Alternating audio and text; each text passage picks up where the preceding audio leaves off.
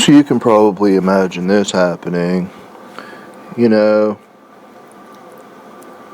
there's you and nothing but time and nobody to listen to anything you have to say. And it just so happens all the control arm bushing, fittings, and schematics are next door to your warehouse. And, you know, time and stuff. And then, you know that single act of creation that like pulled everybody out of the lava pit? Yeah, that one. And then like, you know, who's news and all this and all that. And then there's these epic climaxes and all these, you know, pressures that you'll probably never understand, and, you know, God forbid anybody ever understand them. But like, realistically, you know, there's got to be like a percentage of good and a percentage of like isn't strongly retarded, and a percentage of like they're gonna make it, and a percentage of like, you know, burn the rats has like a purpose, because like if they're not gonna make it, you might need the rats.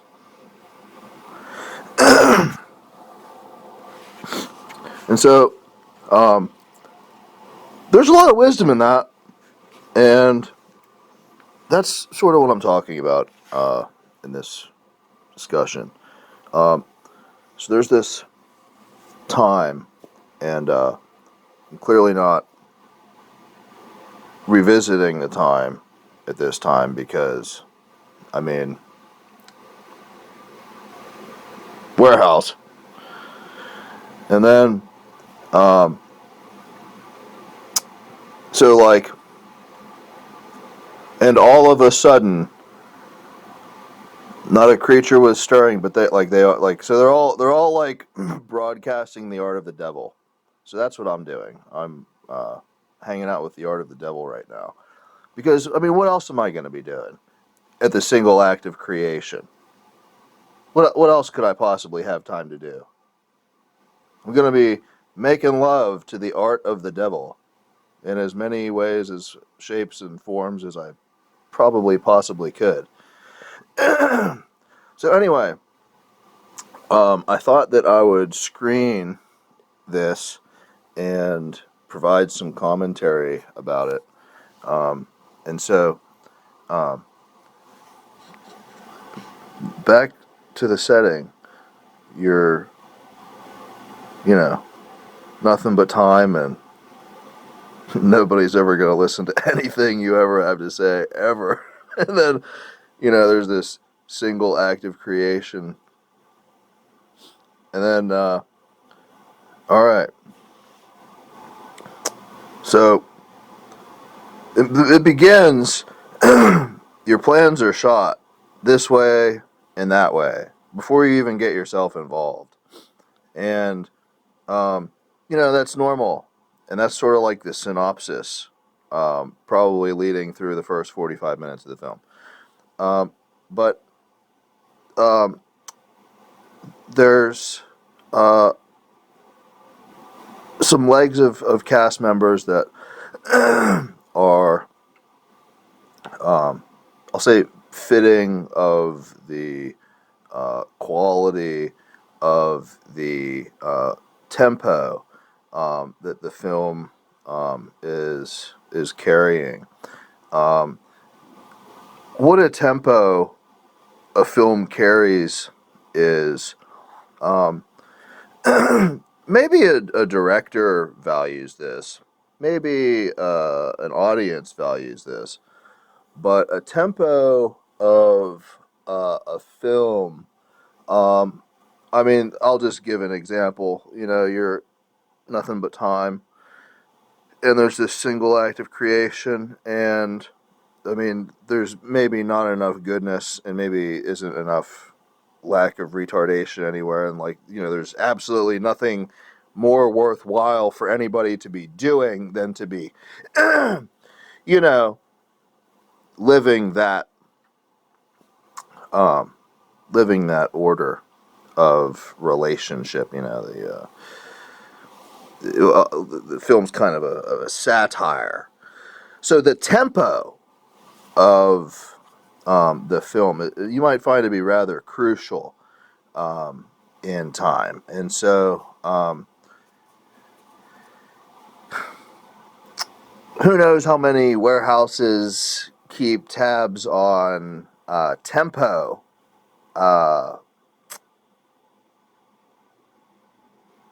stuff. And you might find that to be an interesting question, because maybe there's never been a film director historicized that has ever been seen or recognized or valued or paid for creating or managing film tempo at any point in time in the forever of what's going to happen when that film tempo is critical. And so, you know, maybe there's avenues of questions that maybe there's some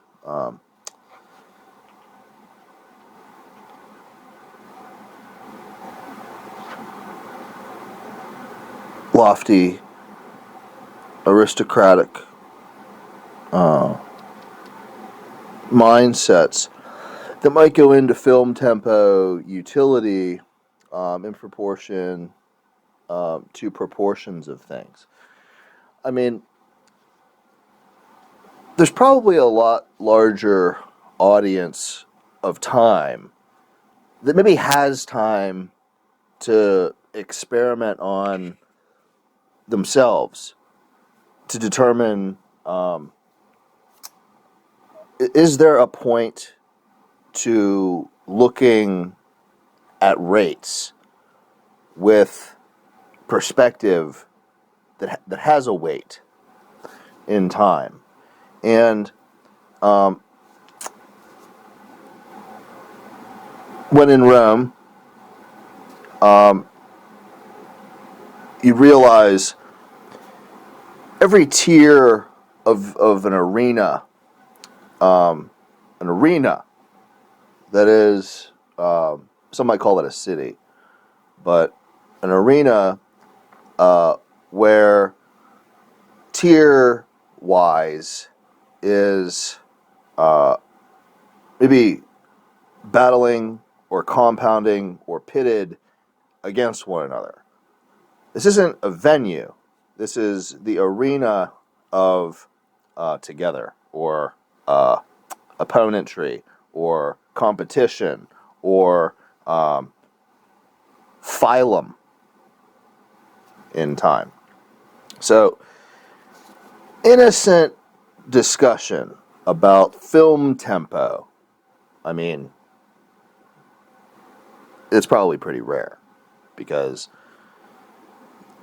to anchor awareness of film tempo realities, it's clearly going to come with investment of the morality or the variable manipulation concerns, maybe every time, and maybe isn't always clear cut what a film tempo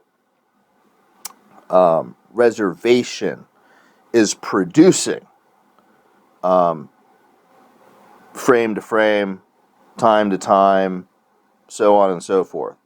And I mean, it's probably the most cancersome venture of any medium pollinating another medium that'll ever be pollinating mediums in time. And so that single act of creation in proportion to medium pollination. There clearly isn't an infinite amount of winners in proportion to the questions that'll ever occur of that statement. Because there's maybe an infinite number of places to hide experience looking at that statement. And there's maybe an infinite number of reasons why rats get burnt in proportion to that statement. And so, film tempo is clearly a difficult hinge to work on, maybe to depend on, such as, I have every reason in the universe that the climaxes of what a climax is, you know, I'd rather be working with the art of the devil, and any number of reasons near to these film tempo relationships.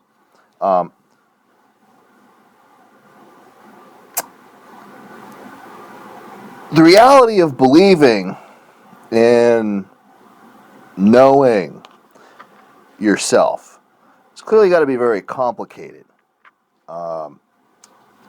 because there maybe isn't one type of eye, one type of walk, or one type of gravity that stops questions about statements about film tempo. So,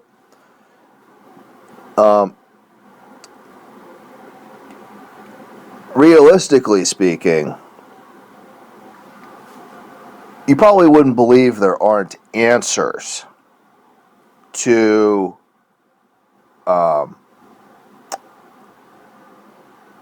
alleviate stress that occurs in proportion to film tempo relationships. But it maybe isn't clear what alleviation means to faith, or to dependability, or to whatever has been alleviated happens in proportion to resultant distribution continuosities. So I feel or know differently because of an avenue of alleviation in proportion to my film tempo philosophy. But when it's all done, I don't like where I am, or there's still a billion things that I'm not content with, or what made it possible to feel differently has a very perplexed worth, because I can see in an instant nobody builds that, really, like hardly ever, or it's maintained by generations of generative philosophy, or it isn't, or there's a lot of theory all over the place about alleviation of film tempo. And what knows anything about film tempo alleviation after the point it isn't really paid for in a lot of ways.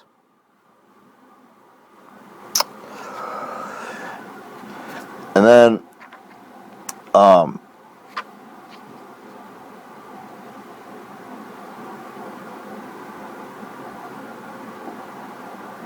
heavy words, heavy concepts I connect my relationship of myself from film tempo to heavier concepts. Okay? And so, Art of the Devil is maybe essentially that. It's because somebody can remember somebody else in such a light.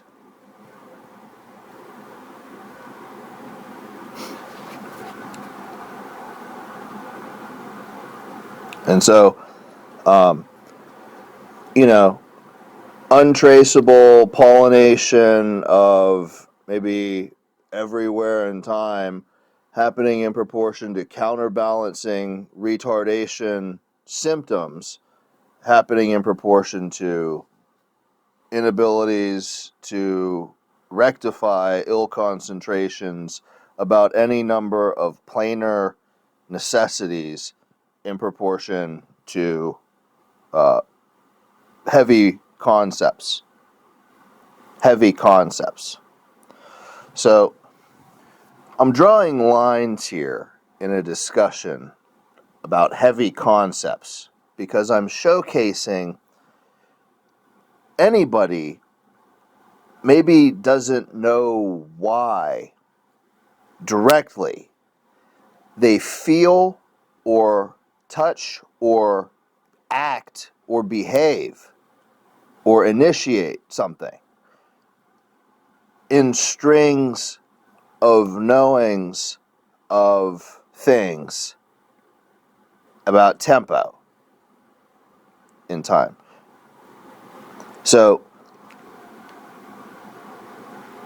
there's got to be a way to draw assumptions amidst possibility, amidst time, amidst activity. Because framing of fault or framing of toxicity or framing of genetics, these aren't the heaviest concepts. These aren't the heaviest concepts. But the framing of these assumptions, if they weren't framed somehow with respects, the experimentation with pollination at counterbalance would clearly have a much more difficult time maintaining numbers in proportion to any cognizance functioning along lines of maintenance. If we strip time of activity down to zero long-term guarantees, maintenance and the puzzle works of counterbalance in proportion to impossibility, in proportion to film tempo,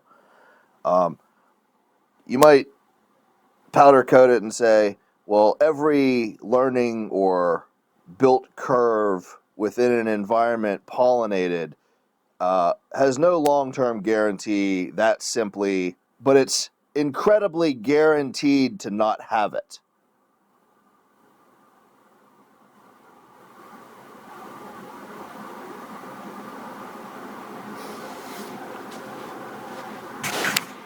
So, how far from elementary science does the art of the devil really jump away from? I think of any climax, I think the powder coat is what? Practically incredible?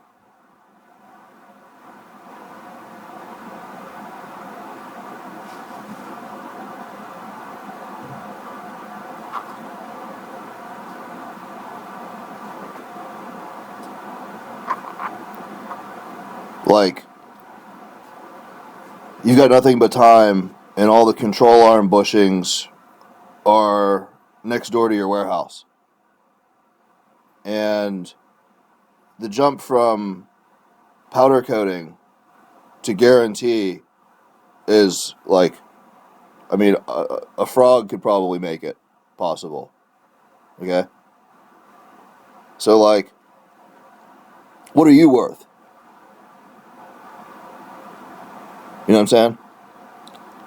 Like, all that time you're existing, well, your worth isn't really leaving this question, whether you see it or not. You could have any number of relationships to any number of weirdos, anomalies, creatives, phenomenons. Your worth isn't leaving this question in all time.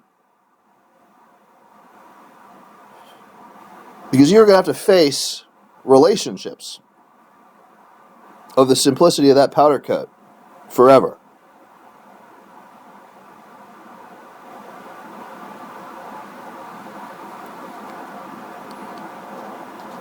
And so that's a heavy concept, because anybody at a film tempo mindset, you know, why do they need to be talking about worth of forever in proportion to the control arm bushings?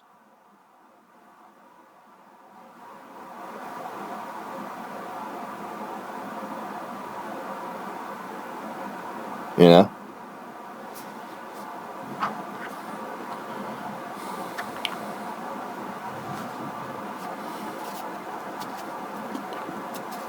And so,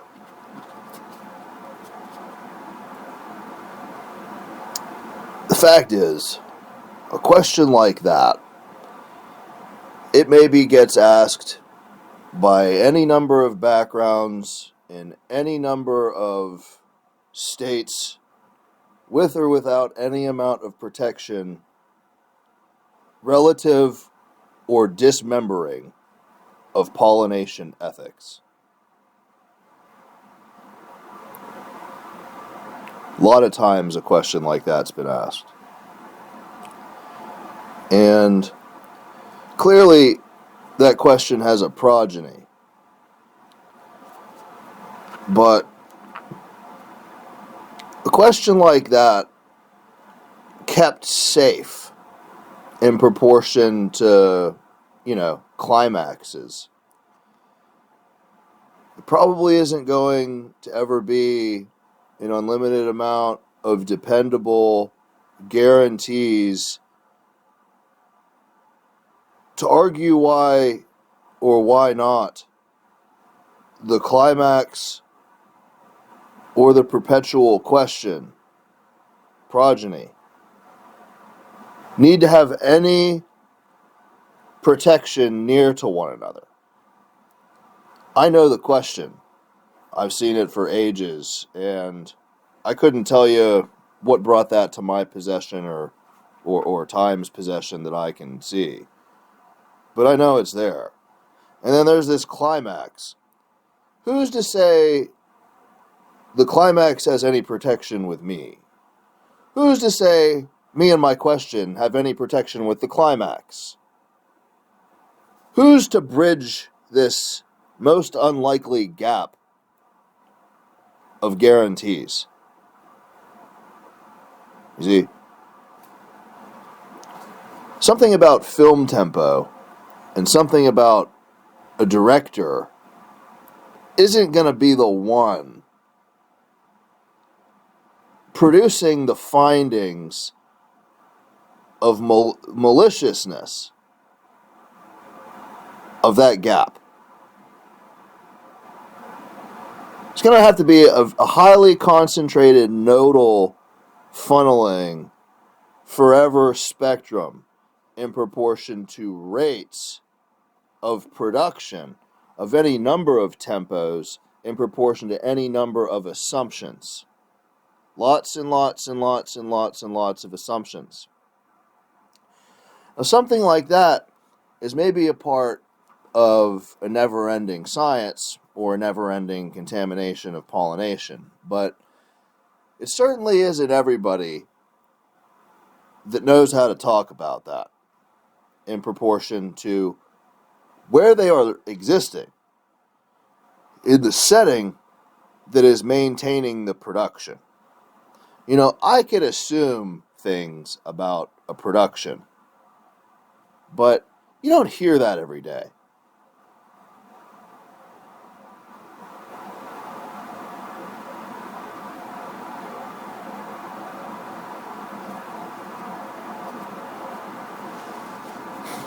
Anyway, it maybe approaches impossible. The climax paid for the node, or tempo gapping production paid for something, or this split of protection of either one in proportion to forever isn't really seen with the naked eye just about everywhere.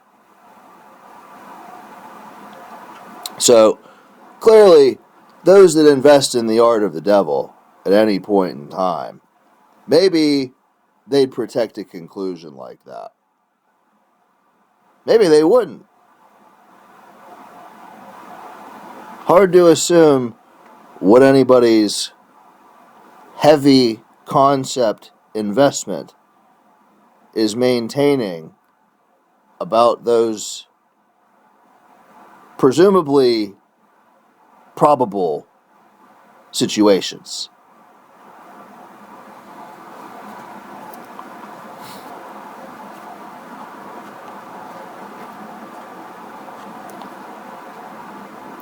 Anyway, I think the moral of the story is,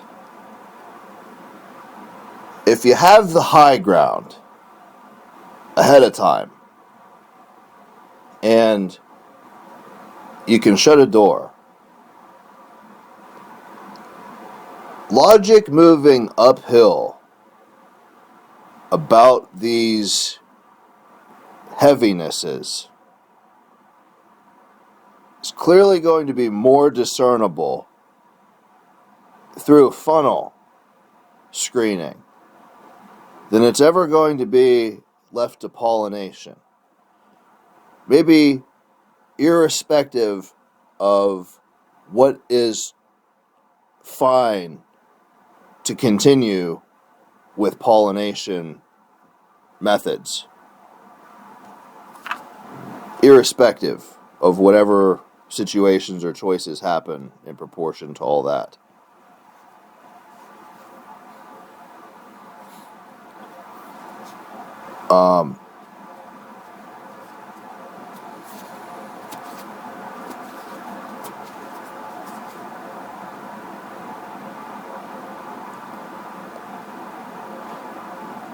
Maybe that is a really scary conclusion anyone might find to be meaningful.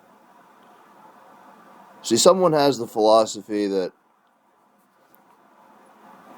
if there's no connection to your activity from film tempo toward heavy concept, well then, nobody should really get up the gall to assume meaningful is an attractive variable to your guarantees.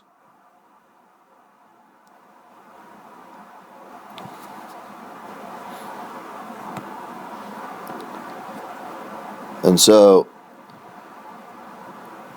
there's maybe an infinite amount of things that have existed that can't look that conclusion in the face and just know that, that philosophy, you might just, shoot with a gun. You might just burn like a rat. You might just, experiment on in any setting you could.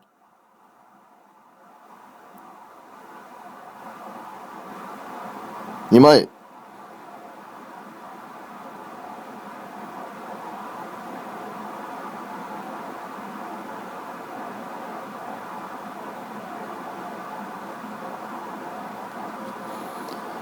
And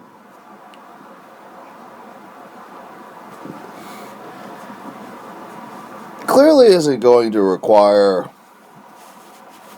any place in space a lot of time to build assumptions about those.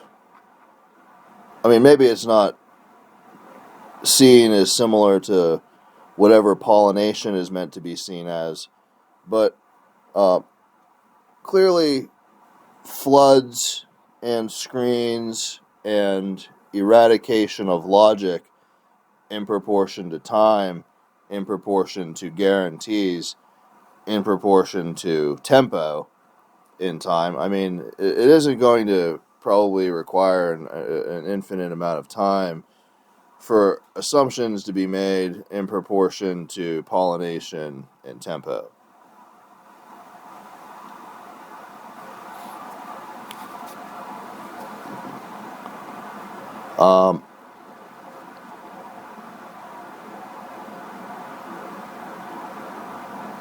And you know, that's probably done wonders for the worlds of art.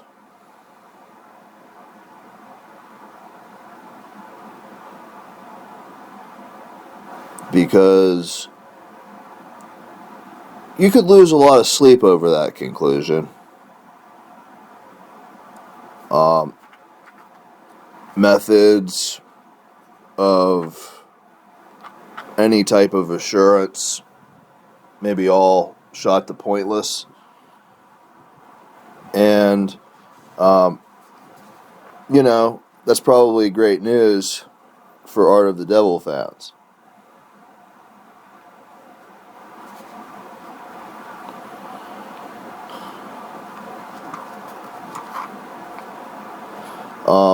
And then, you know,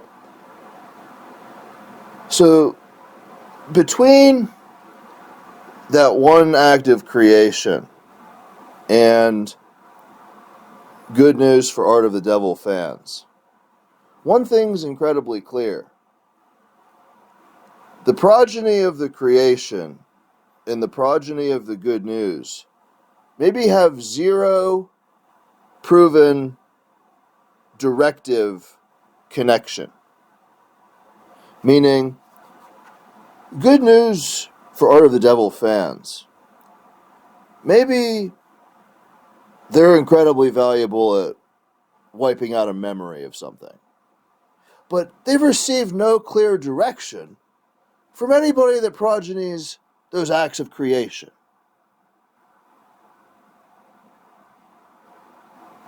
You might find that to be an interesting history, too.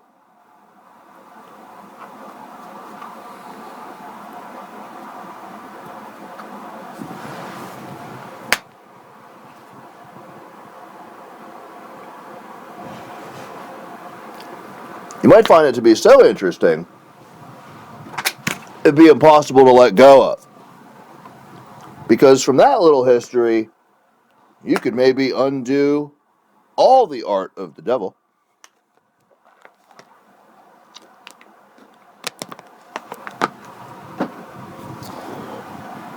No matter how long you've been stirring over all those masses and creatures and numbers and amounts of things to maintain something, without those connections of directive, you might be shit out of luck.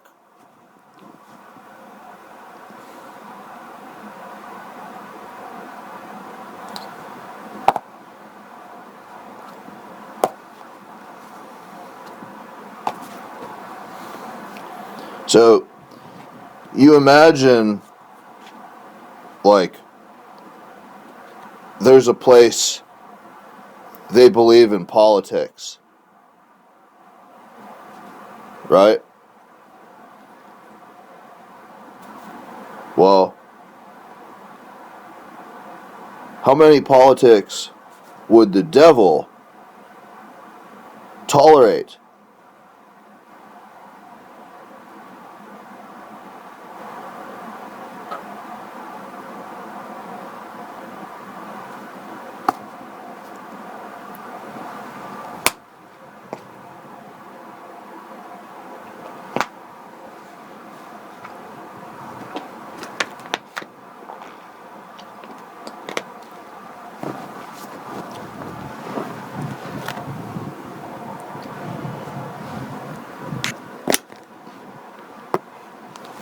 Because if all your work could be undone by such a question,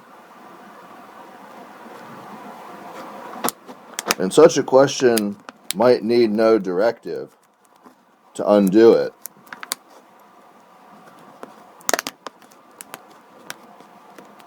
you know there's cases.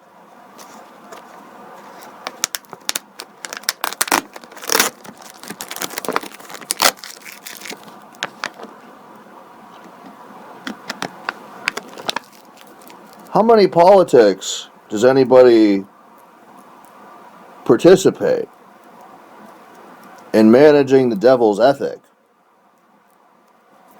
about those cases?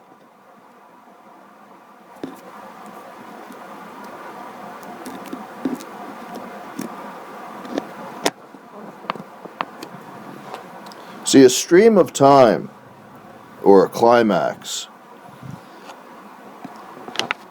if we forget about meaning and we forget about depth of assumable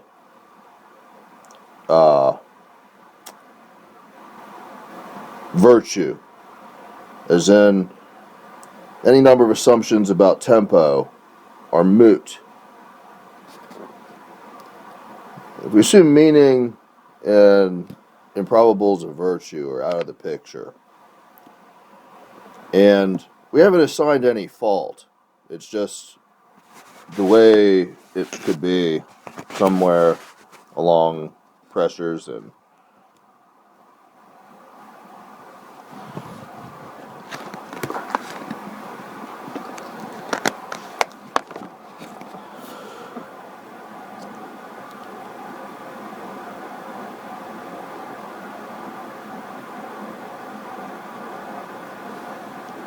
it's hard to say that questions ever cease to be a big deal.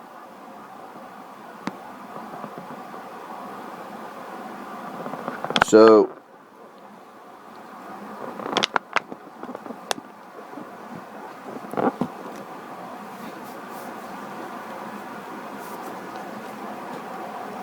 there's a rate, pressure, density of concept is heavier than the investment to pursue questions is the enemy.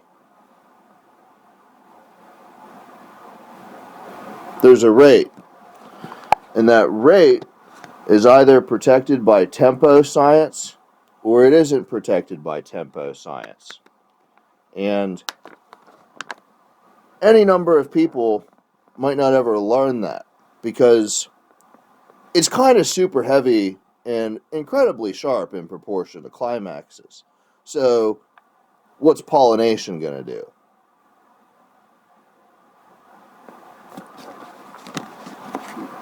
Well, it's going to make a lot of assumptions about necessity in proportion to could always be big. And then that relationship is either going to be reprimanded or let or missing. That might about sum it up.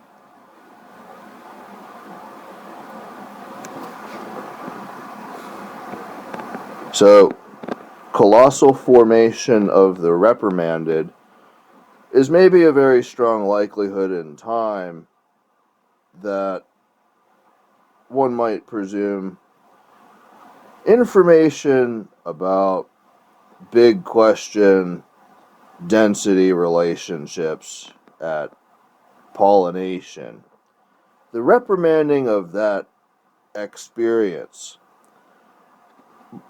one might assume has contributed to a lot of colossal limiters in proportion to any number of things.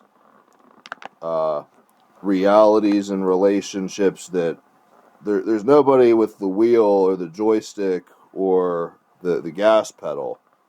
But, you know, something could be inflamed, something could hit the windshield, and maybe something else could forget a thing or two. Colossal limiters in proportion to time. Now, here's what I'll say, because I see immediately how expansive that concept is, and I know it doesn't simplify climax concept in proportion to time. I know it doesn't simplify alleviation of film tempo realities in time. It doesn't simplify it. Colossal assumption in proportion to limiters is clearly a very, very, very heavy potential field of experience. Very, very, very heavy. And at a time where there's a single act of creation, I doesn't want to go overboard and completely discount heavy concept experience, but there's a strong chance I should completely discount it, because colossal limit is maybe nothing but a fire shield in proportion to somebody that sets fire to everything.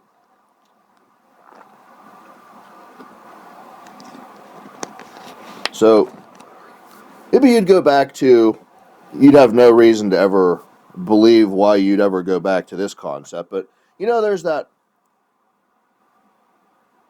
progeny of question, and then there's that climax, and then there's like nothing bridging that gap to define protection or maybe even directive of that history. Maybe you'd go back to that and you'd realize, well, if that disconnected bridge is forever important, you might realize that means it's super simple to know heavy concept, colossal limit experience is only going to complicate that broken bridge every time it's ever a heavy variable to time.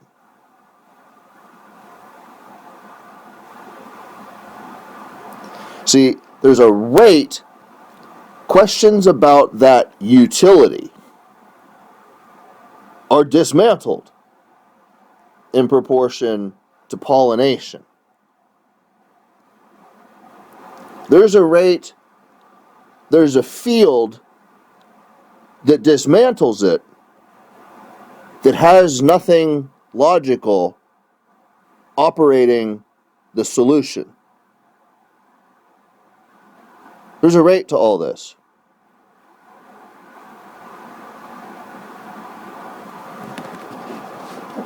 See, colossal limit in proportion to tempo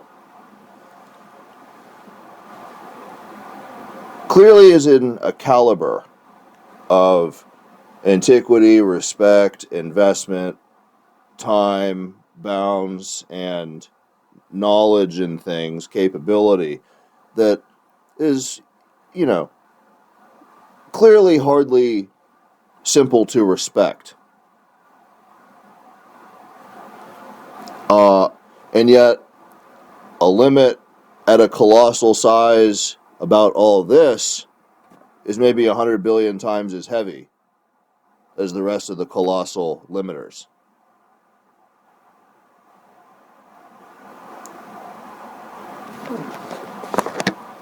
So, the reason why I doesn't want to expand the concept about limiters is because there isn't approaching an infinite amount of those that need to be discussing that weight. There aren't an infinite amount of times that weight needs to be tolerated for any amount of experimentation. Optings of time somewhere near to pressures of these types of colossal formations, investments, certainties. Maybe nobody knows what it pays for in total. Maybe nobody has the capacity to sum it up. maybe nobody has the pollination capability to change that for any type of potential solution. And then there's maybe an if about colossal formation, because it's maybe forever unclear that's a final reasonability.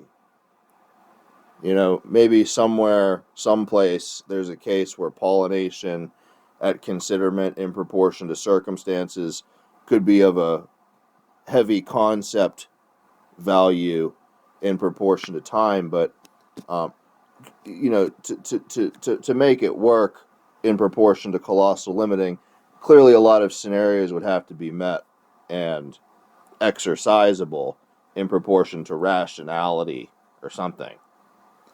But the point here is that I just want to expand on heavy concept of colossal limit during the Art of the Devil film tempo. Maybe mainly because it's possible somebody has to direct energy sometime in proportion to these incredibly peculiar divides of logical utility. And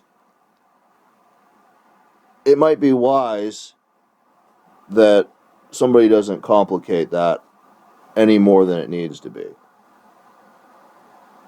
And yet, complicating that more than it needs to be could be quite a miracle.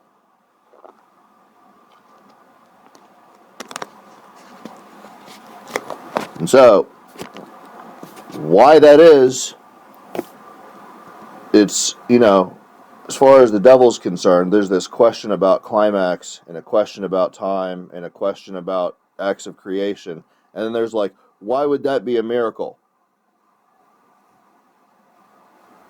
And it's maybe just never ending. Because you assume there is tangible relationship to the pressure around those questions in a processor or in a mind in proportion to film tempo. You really assume there's tangible relationship to that.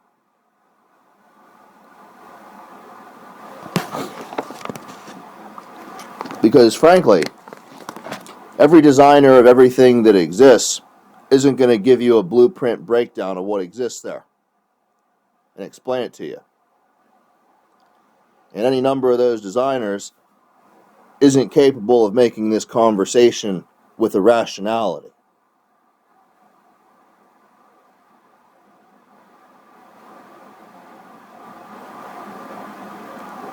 And what a thing time is.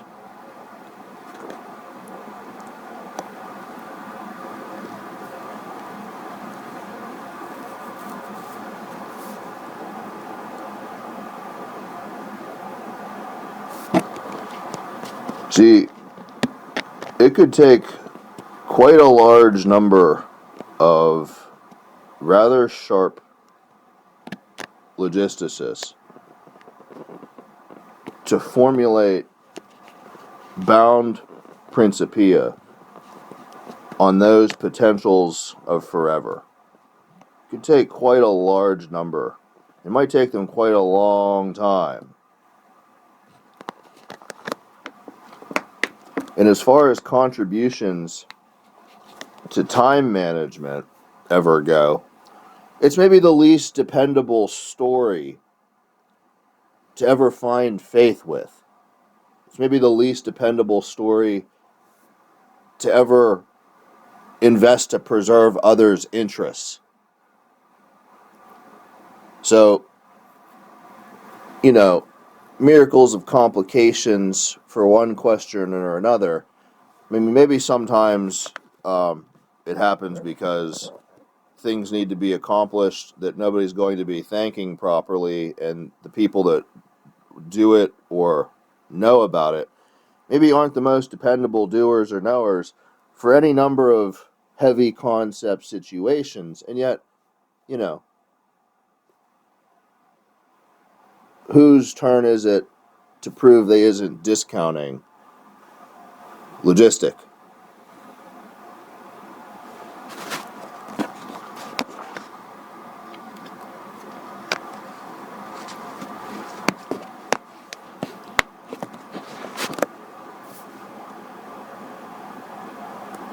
You can lose a lot of sleep over that question too.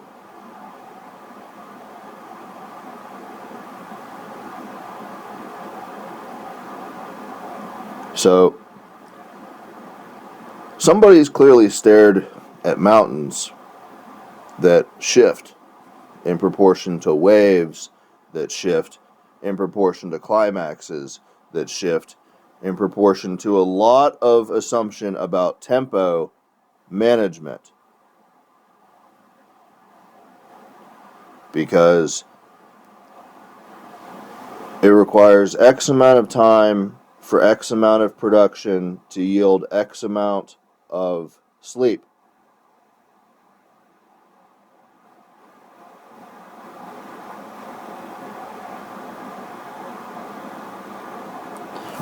And that is, by no stretch of the imagination, a simple antidote for what that reality looks like in proportion to anybody that concentrates on achieving things in time, or for anybody that exists in proportion to what sleep is defined as. You might realize you could build some of the biggest known colossal formations on riddles of that exercising that house approaching zero guarantees of navigation to any timely relationship, to any number of problem states in time that'll ever occur near or far from pollination.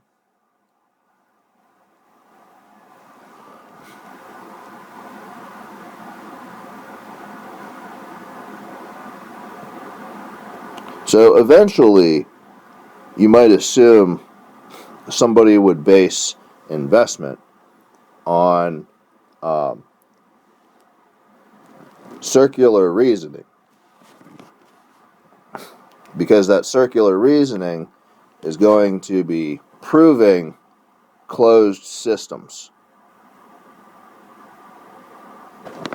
And yet, as an assumption, that can maybe be very convincing in proportion to tempo pollination. Because if you isn't physically relating to colossal limiter realities in proportion to maybe a rather lengthy bound continuum, investments of sleep might be rather riddled with fallacy.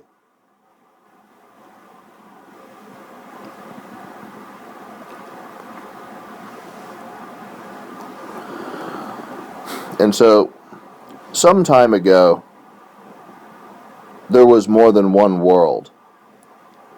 And that was clearly maybe one of the most invested perplexities in proportion to determining not what is guaranteed, maybe, but working alongside pressure as a complete idiot in either case. One side's working on pressure as a complete idiot, near to, and the other side's working on pressure as a complete idiot, near to. Well, fallacy about sleep is clearly a forever concern,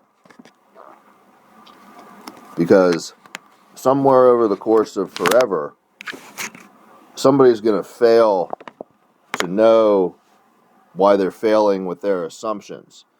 And it's going to gain gravity, it's going to approach a lot of heavy concepts, and it's clearly going to spark a lot of colossal limiter relationships.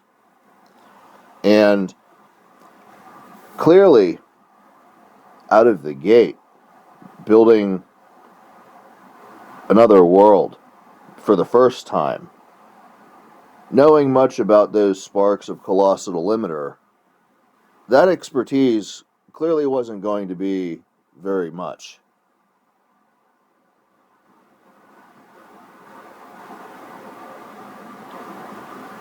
And so it's maybe unclear when the discussion is tempo and pollination. It's maybe forever unclear what things like heavy concepts, I'll just say goodness across any spectrum. It's hard to say what goodness in any spectrum has accomplished in proportion to colossal limiting. So maybe that isn't of any benefit to anyone, and maybe that isn't worth focusing on for any reason. And when there's nothing to do because there's impossibly numbing concepts near to good, well, it's something's fault.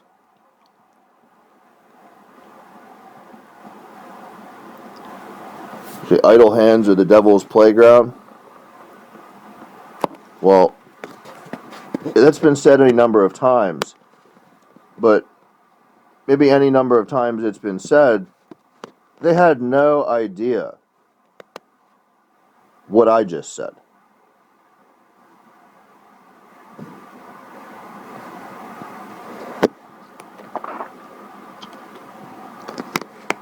You might realize, no matter how many guarantees you have, or how many control arm bushings your warehouse is next door to, an incidence calculator about elevated concept in proportion to the devil's hands could be rather crucial. Maybe crucial in proportion to bridges that aren't gapped.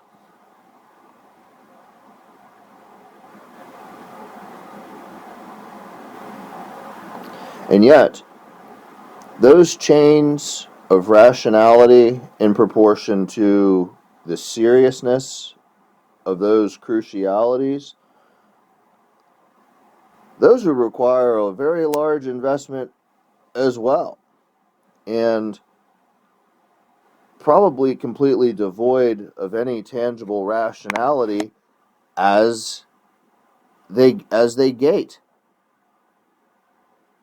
as they reduce, as byproducts or information or acuity is formated.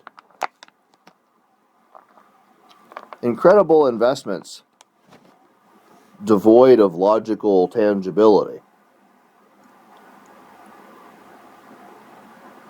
And I don't mean like I'm saying that to protect it. Like I'm not leading somebody to feel like there's an avenue. No. I mean like there's these investments about incidence calculation in proportion to rationality that like maybe nobody is ever capable of navigating, but there's an output or a byproduct anyway.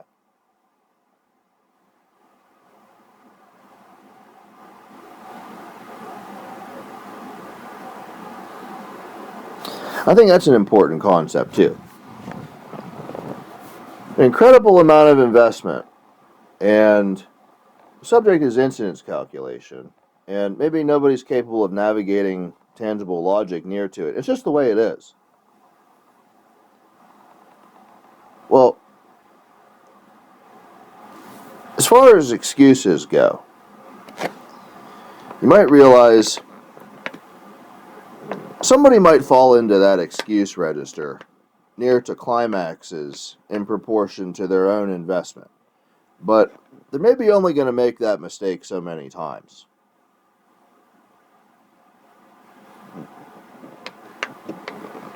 And so you approach philosophy of, I can't best But am I destroying myself to eradicate alleviation possibility? As in, I only fall in to make that mistake so many times. Yeah, whatever. But do I ever check myself? The pollination I might influence in proportion to those mistakes, well, they're definitely going to drastically impact the rate my next version of myself finds alleviation in proportion to investments that are already maintained.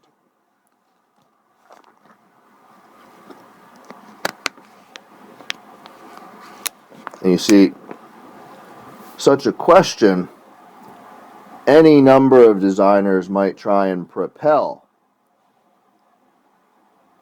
in componentry in proportion to designating automatic failure over time lapsement in proportion to any number of pressures. Why doesn't God stop the infection of the children, as an example? Why hasn't God eliminated pollination seeding realities in proportion to any number of fashions of mistake in proportion to any number of tangibles of concept or tempos in time? Why hasn't God done this? Or that's what God does.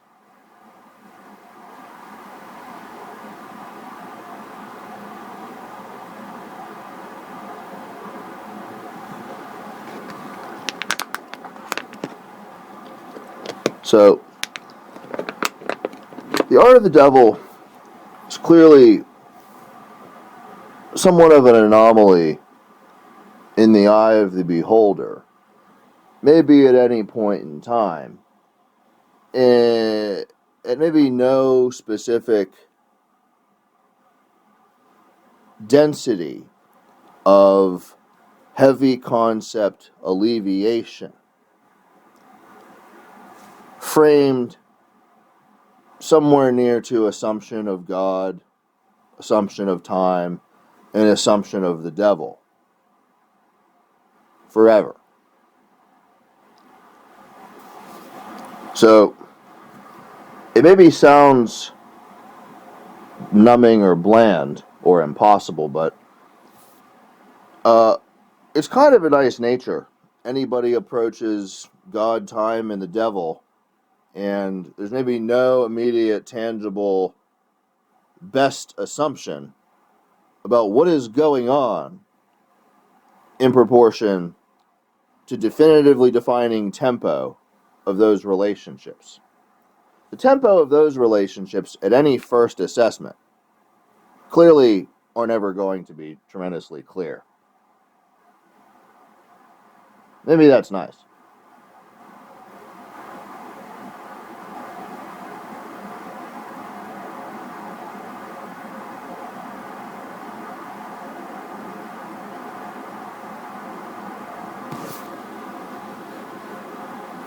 Whatever the word for it or the concept could be, you might realize there's no point expanding other densities about the utility if you haven't a basature to depend on broken bridges.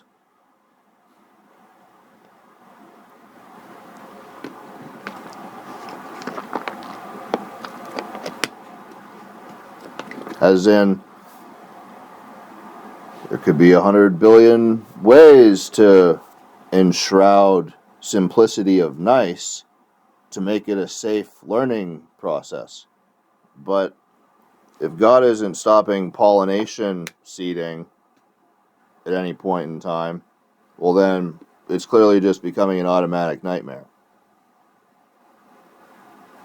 So what these basatures of broken bridges enable, it's besides the question. how colossal limiters are or aren't valid lanes of inclusion along lines of those disciplines is maybe a far heavier question, maybe a farther inspection into lines of guarantee maneuvering. So, if I ever wanted to see, look,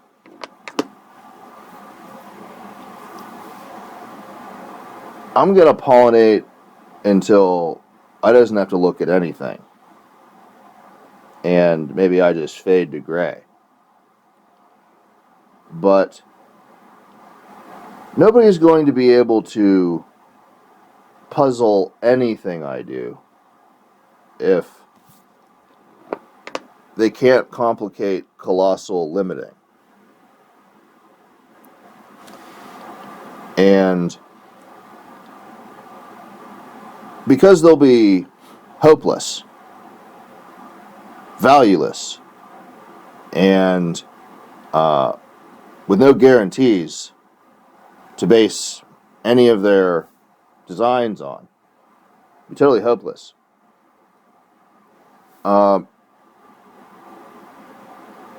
They isn't going to be able to depend on the limiters, and thus the amount of time they spend formulating why limiters doesn't need to be in the puzzle is going to help me relax my pollination of sleep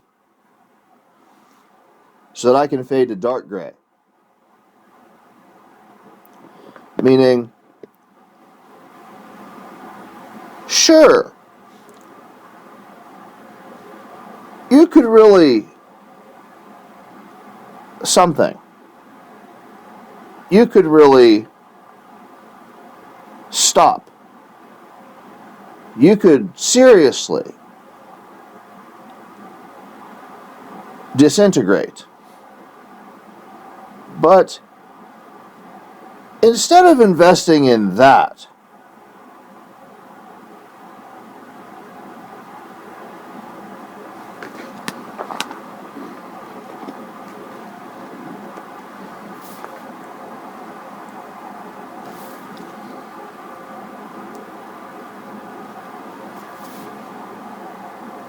so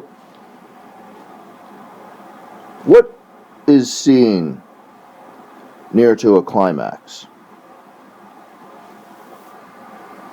is maybe anybody's best guess, depending on the density of the concept. And maybe the fading to gray is acquiring things. Maybe the alternative is dismantling things. But what is studying the climactic response at a density clearly might not be either one of these things.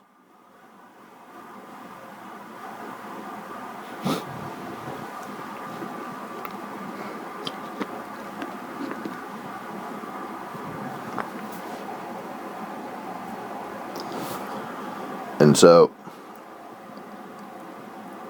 at a single act of creation, you're maybe no closer to having any sense of guarantee about what needeth protection when considering those three velocities. Those three velocities are maybe occurring at any time with potentially different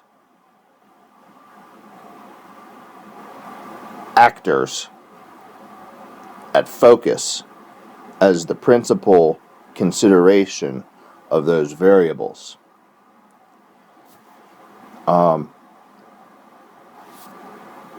Maybe the most deadly science in space would be washing those variables in proportion to the density measurement. That might be the most deadly science that ever exists. And so there's a rate that needs protection. You might realize it's going to have protection that isn't explained, isn't touched, and isn't politicized. Maybe in proportion to all assumptions of God, time, and the devil.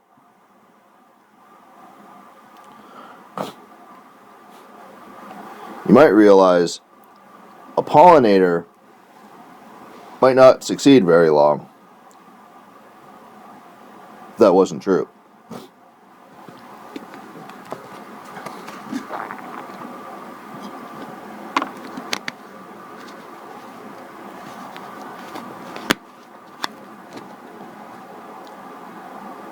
It's critical because there's only so many velocities that maintain faith near to a climax. And a known of continuosity in proportion to something that's protected is maybe a very heavy concept. But you might realize I could faith in that heavy concept or the protection as I see it or know it, and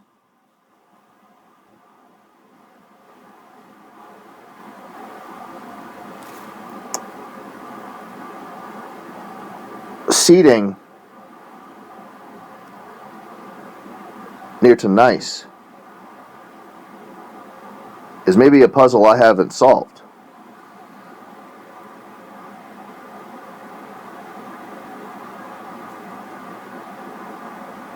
And something tells me that's a coveted realization, because it might not be in the interests of anything sophisticated to want somebody to be able to wash synonyms of nice in proportion to dismantlement.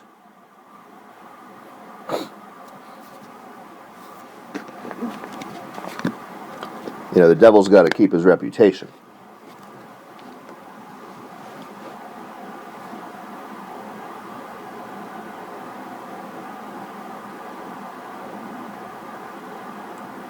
Or keep their reputation.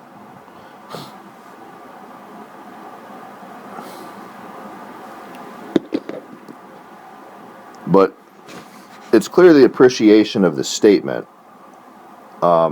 is maybe much more tempoed in any setting in proportion either to pollination density assumption, antigens, or presumed social gravity recollection. Either way, both variable utilities are approaching sleep dimensions, and maybe no clear lensing of catatonic necessity in proportion to those dimensions at any or all points in time. That's definitely an interesting variable likelihood too, because colossal limiter clearly needs to maintain its untraceable reputation too. And the interest of that variable dimension set might be regarded as the antithesis of that heavy concept. So something approaches information at a density of colloquial velocity potentiate.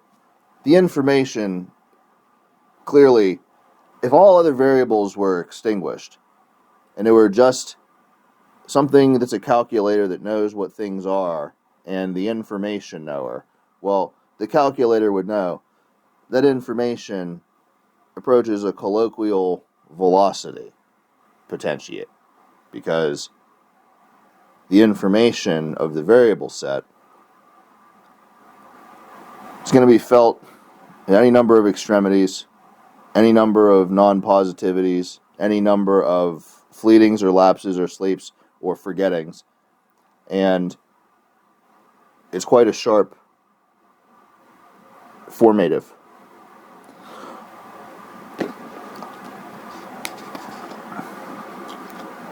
So somebody might feel there might be peculiar record near to the concept at any point in time.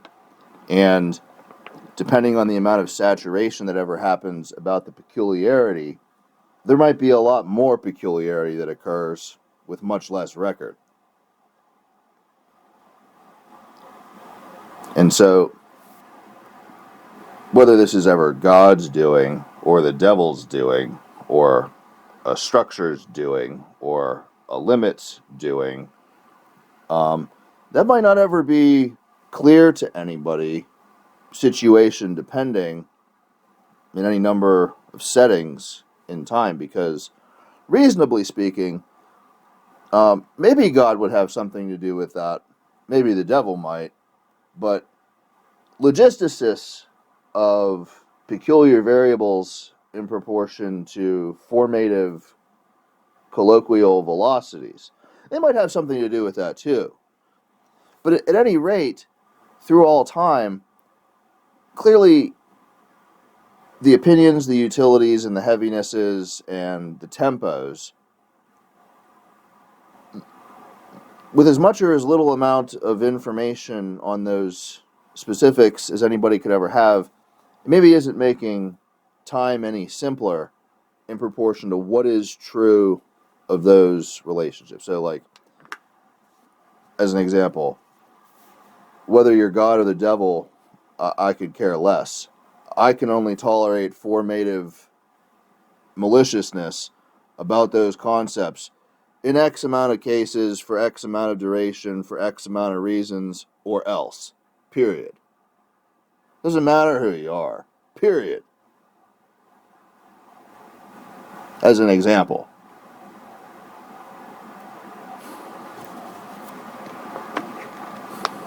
But it is an interesting variable formation. I'll say that again.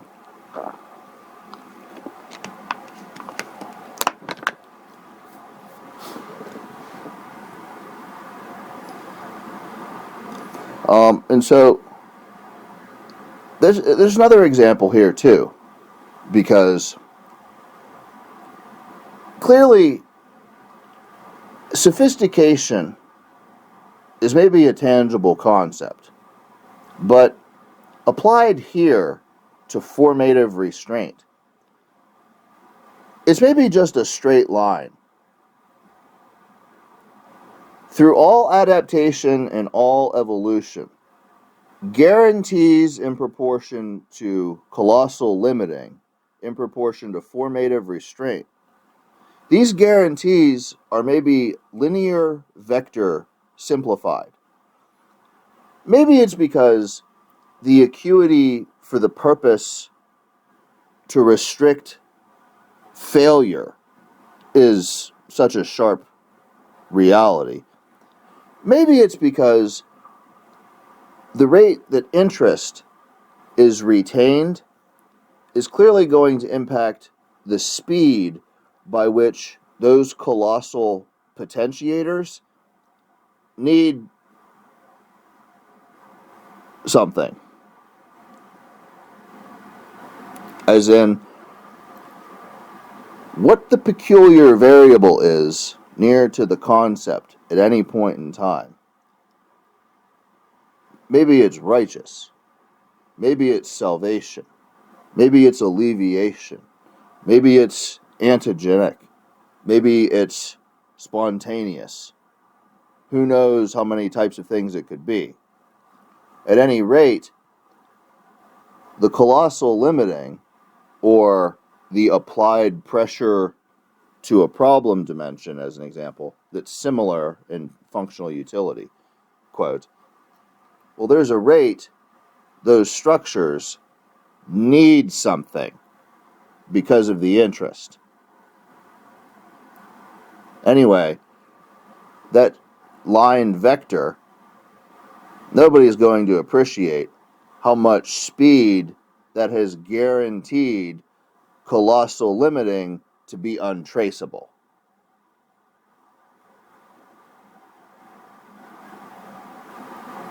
But it's real clear when it comes to fabric of certainty, a velocity like that clearly has been ironed out sometime in proportion to utilities. But does that variable dimension of colossal speed guarantee bear a density or a gravity against creating in the first place at a climax? That single, not creating in the first place, that single act of creation. Do these things bear tangible weight about one another? See, there's another question. Stacked right up against what is God, what is time, what is broken bridges.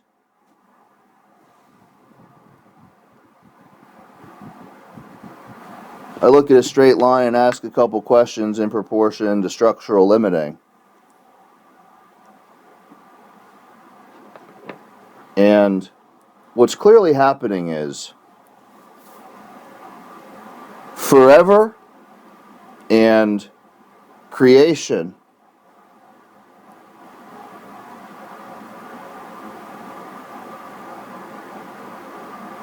aren't being antiquated.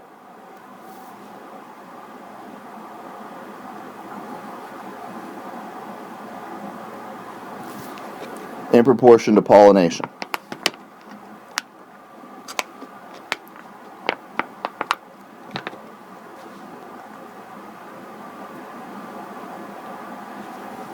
Because any number of minds could be any number of ages and unable to think about it.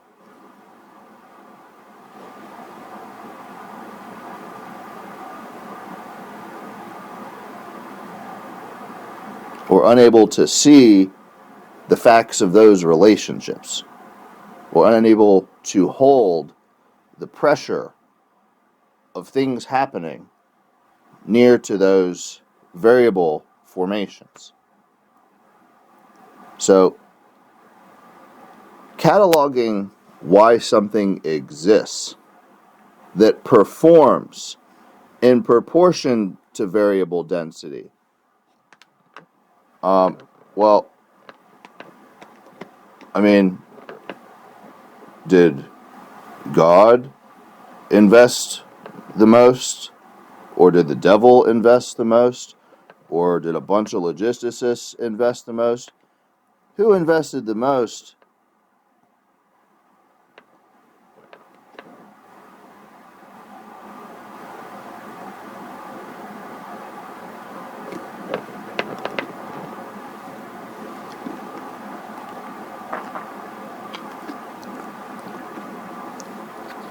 Who invested the most to catalog these specificities so that something would hold a density in proportion to time?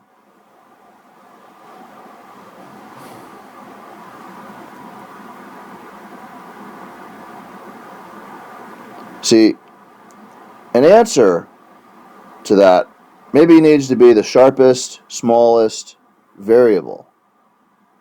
And yet, there's a rate pollination at any point in time is spreading the tangibility of the variable.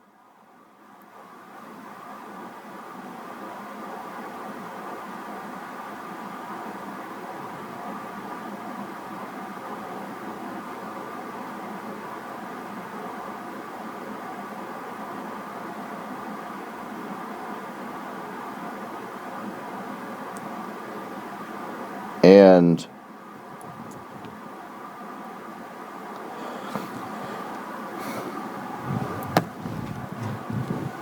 if you total up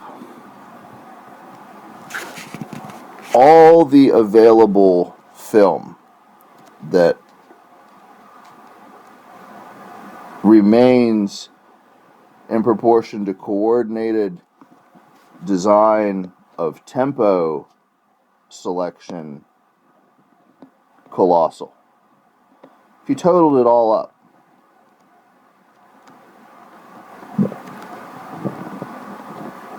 you might not see any clearer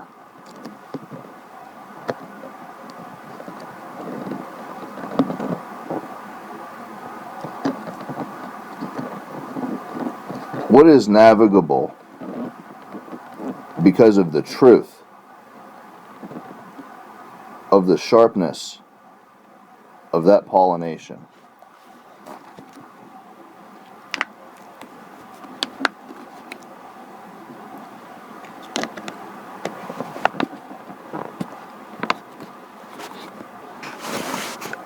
Fuselage is maybe one answer. Number of forces approach, pressure, utilities, and pressure guarantees, and colossal likelihoods or unknown states. Rather than ridicule and entice pollination about those variable dimensions at any point in time, maybe because they'd be dismantled for trying in any number of settings or scenarios, and maybe that didn't become clear about anybody's existence until today. But fuselage is maybe one answer, because if the amount of truth, you look at any, you can't qualitate any number of ethical, administrable, formulaics, or existence states. Seeding or acting or pressing against time along lines of those variable dimensions in proportion to tempo, presumption, guarantees. Amidst the logical rationality of this discussion, you couldn't make those presumptions. To value of these dimensions, you'd probably have to faith in fuselage realities. So, collapsing the expansive necessity in proportion to the variable specificities, in proportion maybe to any amount of alleviation answers, in proportion to responsibility or pressure. In short,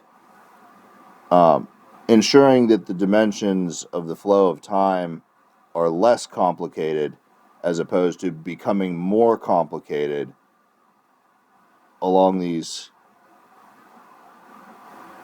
lines of utility.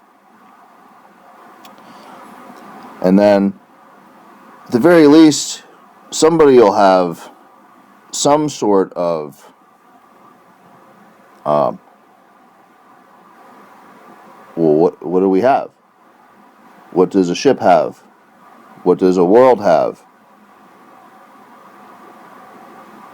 Specifically,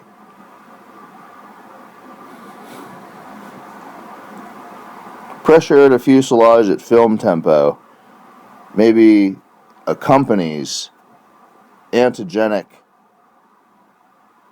comparisоning in proportion to any number of pollinating bisections.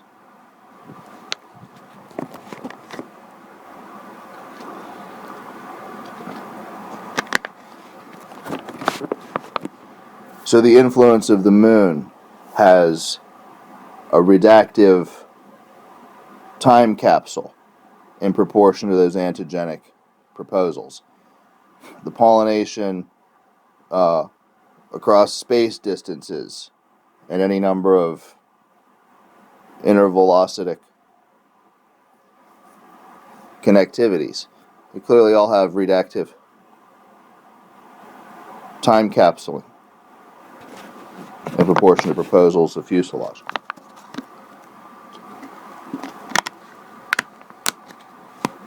But this has nothing to do with a spaceship.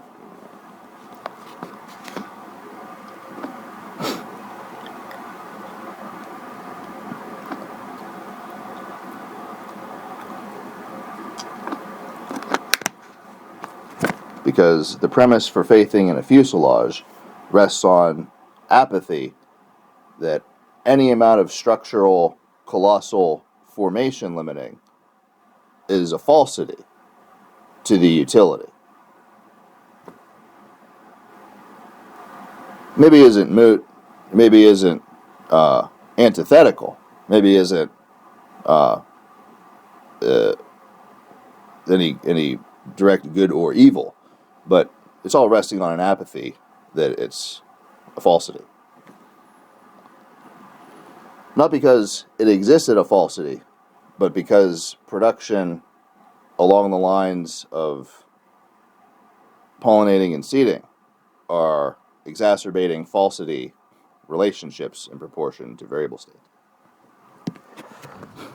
So it isn't going to be every scientist in time that is clearly going to be centimating with why that would ever be considered, because, I mean, one reason is it's probably any amount of peculiar responses that have removed any number of scientific ethics from being able to qualitate themselves to entertain those concepts at a velocity in proportion to the art of the devil.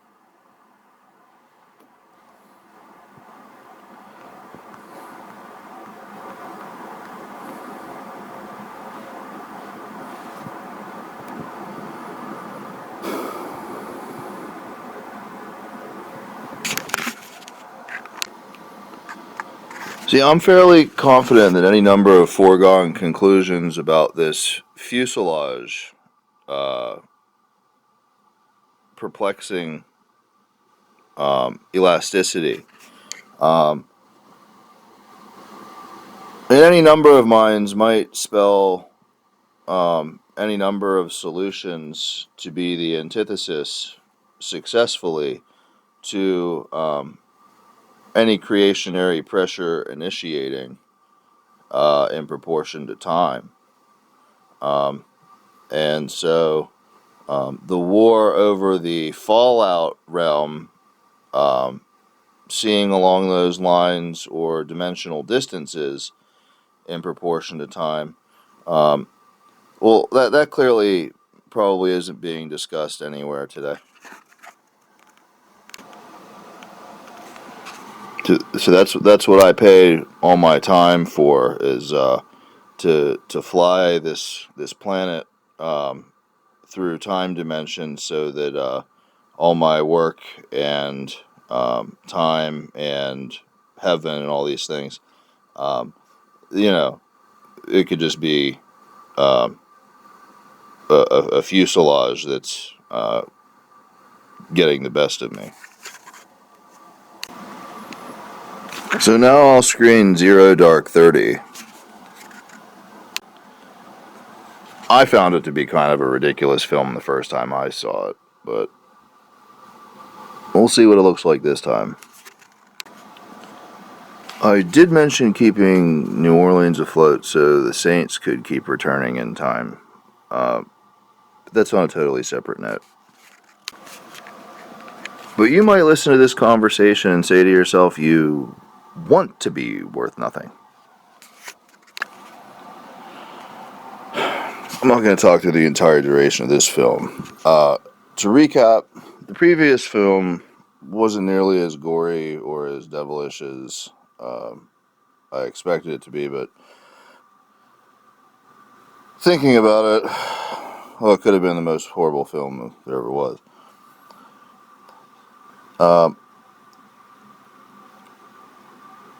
No, I generally can't imagine myself ever wishing to hear this commentary at any point in time for any reason whatsoever, with few exceptions.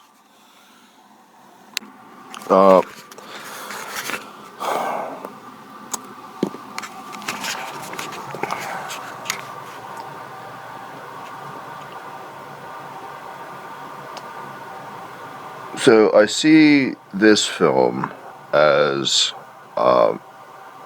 being a little bit more of a rub on time than I should probably agree with myself to be screening it at this time, because I probably should. But I also see it maybe as a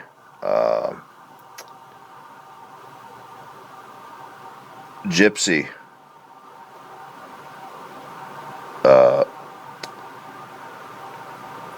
because I might say something like, well, if we took all the variables off the table of the whole world, all the variables, just took them all off the table,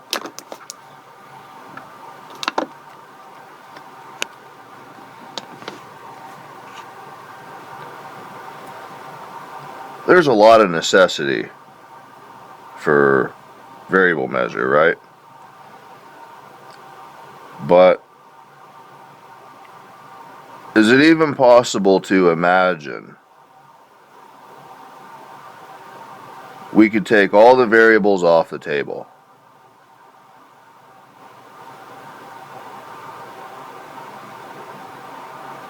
Well, who's asking the question? What are the circumstances this question is ever being asked?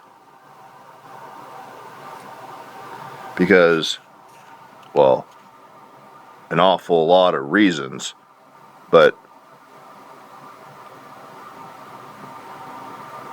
because I'm going to say whatever, but if we could just take all the variables off the table,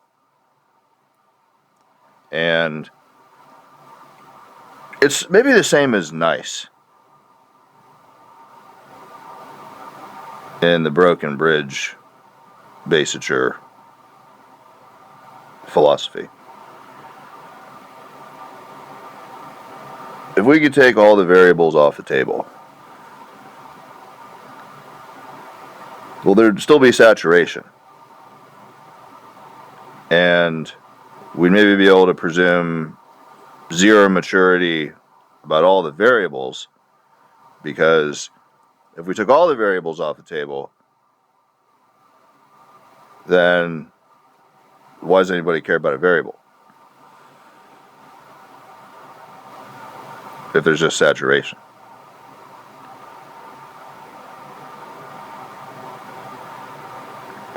And then maybe,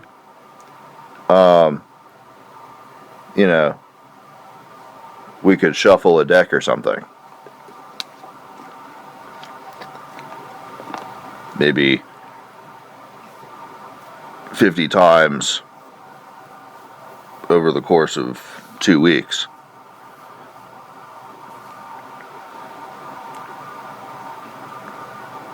Right.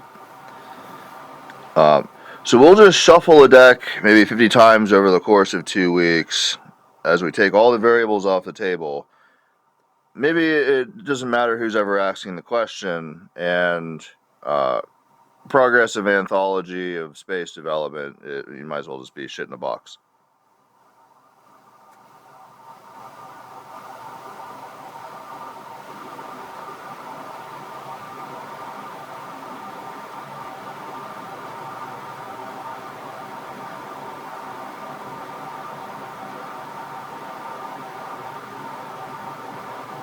So anyway, maybe I'd see this film as a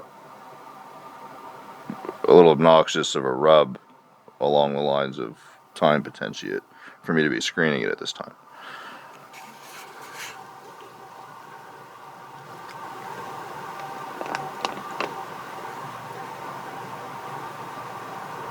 But you know, the art of the devil being as it is,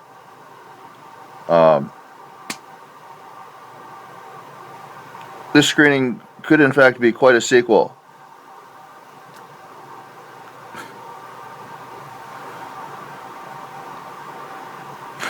And you know what's disturbingly interesting is someone might not even need to be that much of a film tempo buff to appreciate or respect that.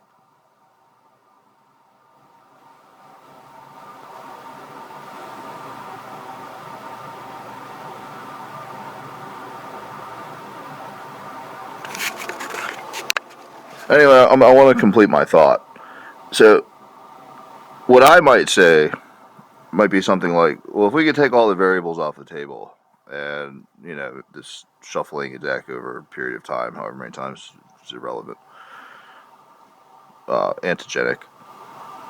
But, you know, I might disagree with any amount of that. I might agree with any amount of that for whatever reason, for whatever procedure, for whatever reality, for whatever chain of what have you. But there's definitely a lot more reasons why I disagree with it. Probably more reasons than anybody else has to disagree with it, and that should make sense. That should make sense. You know, who's asking the question?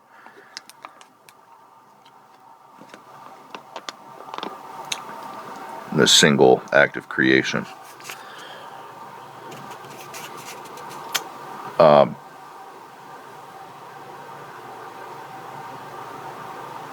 So what becomes clear to me is, I'll just say, well, it's well beyond the pay grades of everyone in space.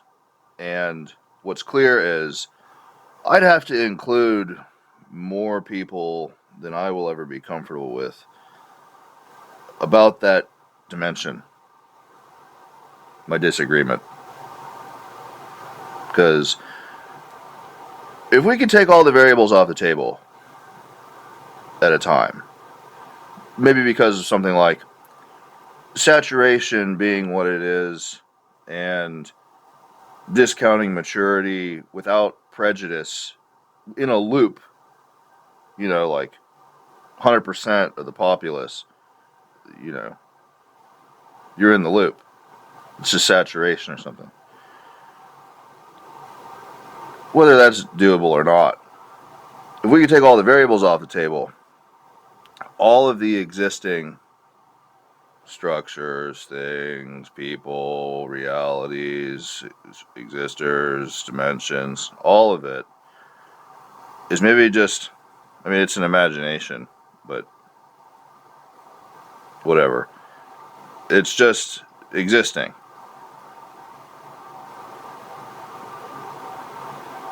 You take all the variables off the table.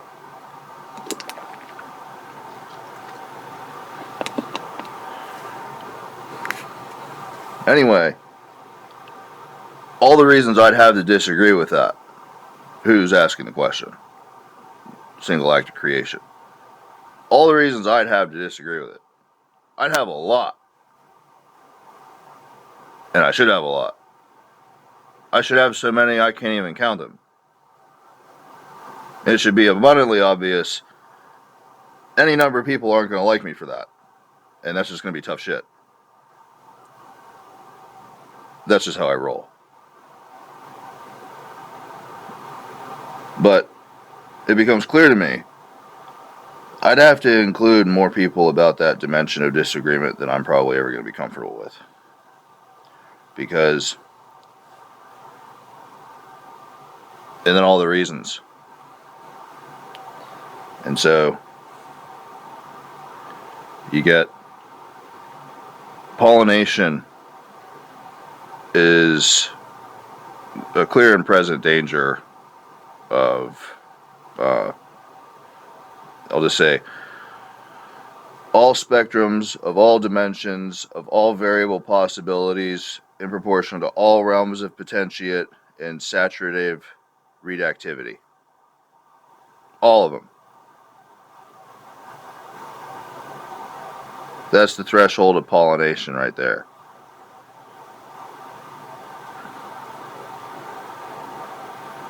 Because I've got infinities, specials, infinities, similarities, likenesses, and doers across any number of spectrums.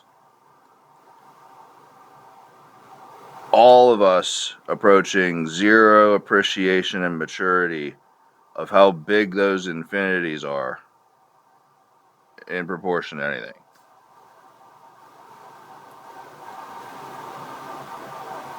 As excellent as anything, as righteous as anything.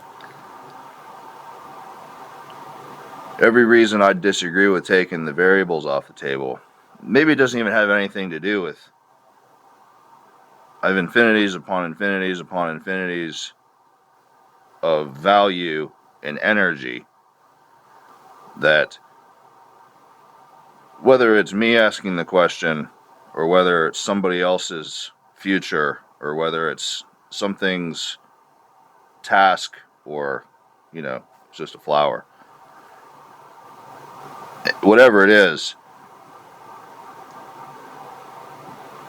it's clear that I would have to include people about that dimension of my disagreement, and I probably couldn't be any more uncomfortable than anything there ever could be. So my disagreement clearly have to be obvious, and I've got infinities upon infinities upon infinities that would clearly, pollination as a concept, because, and then pollination.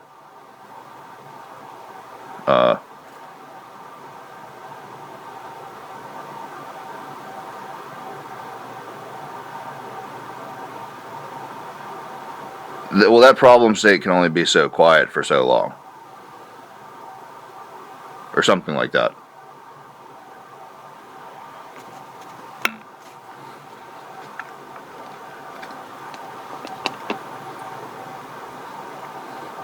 And the other problem is, coveting is a pollination, because it isn't clear that I have the softest or lightest touch of the concept. It isn't clear that I have the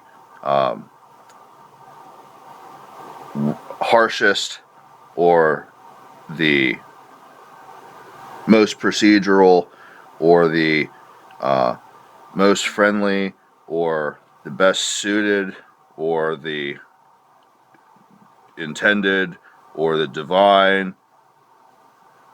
It isn't clear what my hand is.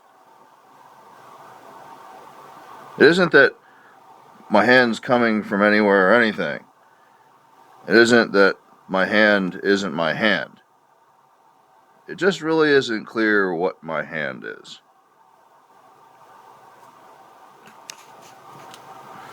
And to covet that, it's clearly a pollination situation. So here's one thing. I disagree with taking all the variables off the table Okay? I disagree with it. That's tough shit, because that's how I roll, okay? I disagree with it because I know every single thing, maybe even including myself, when it comes to what a hand is in a math, in time, how innocent I can wash those hands with the truth of what a hand is.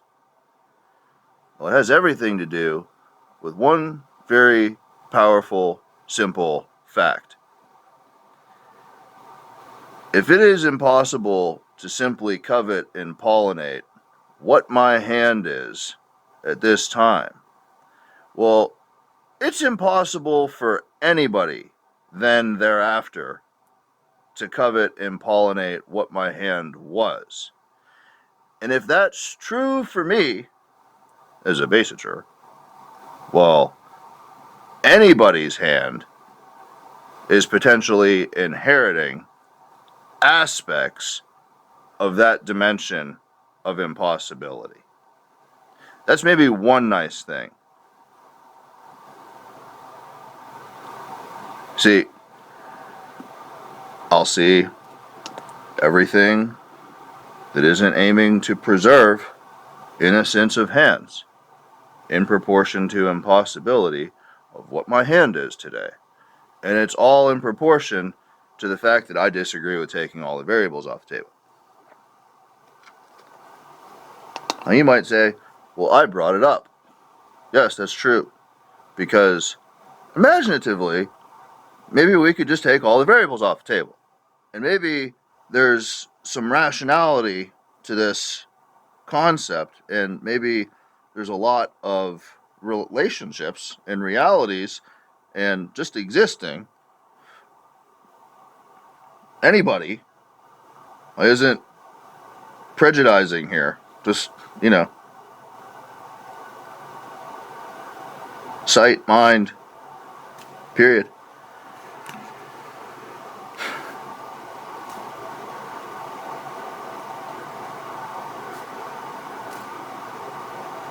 I did bring it up because there may be other ways to look at taking all the variables off the table. But who's asking the question? I definitely should disagree with taking all the variables off the table. And as I said, there's got to be a very large amount of reasons why that is true.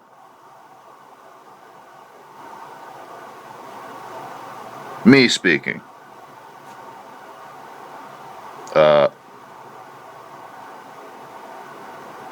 And a lot of reasons I can't even think of.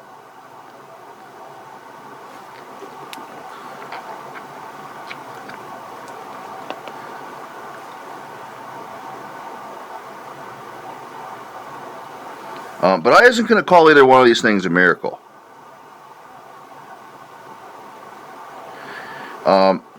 First reason is you have no idea how that's valued in time, how valuable it is to time, or why in space that isn't a miracle either.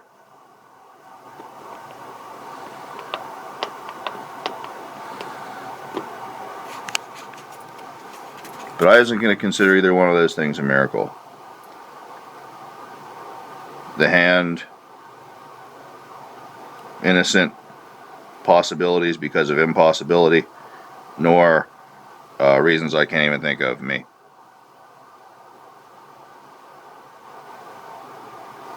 I isn't going to consider either one of those a miracle.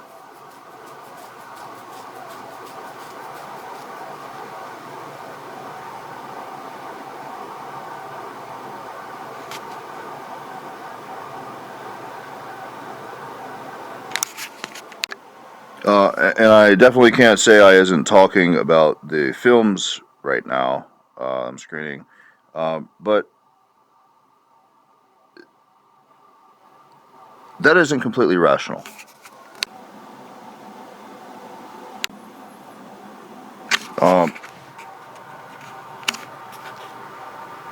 I wouldn't take all the variables off the table because time needs miracles. And time needs miracles, especially when the worst things happen. And time needs miracles when the worst things happen, especially when I potentiate the worst things to be happening, such as relationships continue despite maybe everybody's just existing. And I'd have to include some people to some dimensions that I would have the greatest hesitations about. And all the things that entails when you realize that talking about relationships continuing and you're doing it in the aftermath of The Art of the Devil and Zero Dark 30, you know, a lot of miracles need to be possible.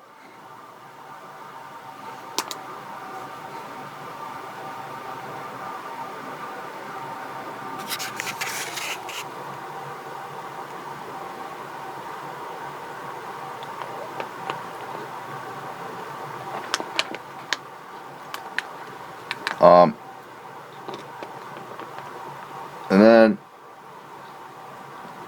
you don't know what it costs to ramp the density of planing rationality doesn't exist of these sentiments. For example,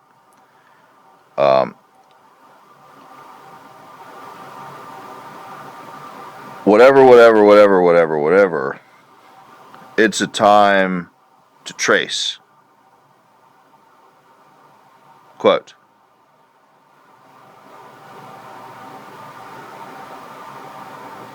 So,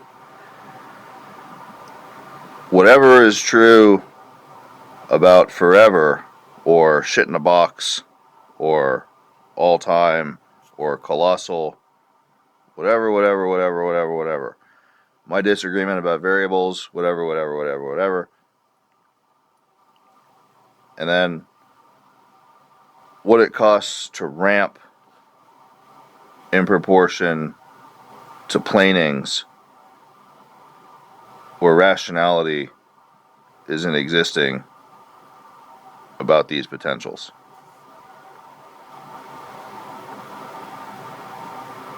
Because,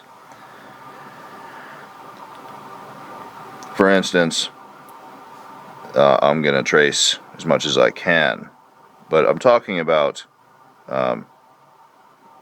the arcade. Literally. Like, there's like 14 people there, you know, half of them are 3 years out of college, and there's some old people, and like, I'm just going to trace what they're doing. Alright, so like, there's maybe some ramping involved. Or like, I'm going to trace everybody that bought gasoline in the weeks leading up to disagreement. So the rampings may be a little different. And then, you know, pollination, atrophy is like heaven to a slug.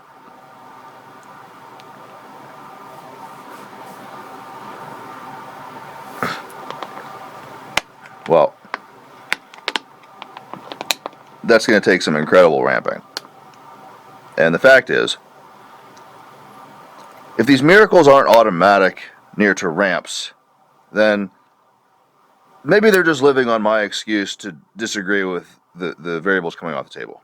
So I'm paying for whatever's being achieved by these ramps. Get it? So miracles are a very delicate subject when it comes to delicate times in time.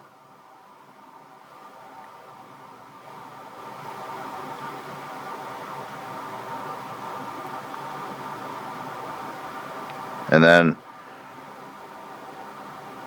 I clearly draw the line well ahead of time near to things like that because of the amount of discomfort I'm ever going to have about dimensionality. And then nobody reciprocates in any amount of ethic or virtue in any number of instances. It doesn't make me any less correct, ever. As an example, maybe there's places I've been less than correct than somebody that has reciprocated. Maybe there's times we've been correct about different things. Maybe the impacts have been different. But as an example, I draw a line well ahead of time. It's sound and it's true for time. Well, I draw a line ahead of time. I draw a line at another time. I exist or relate or impact or write, create, for instance.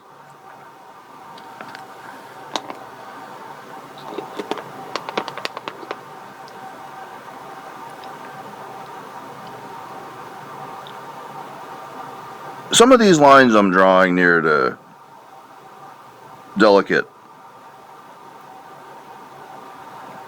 And then whatever.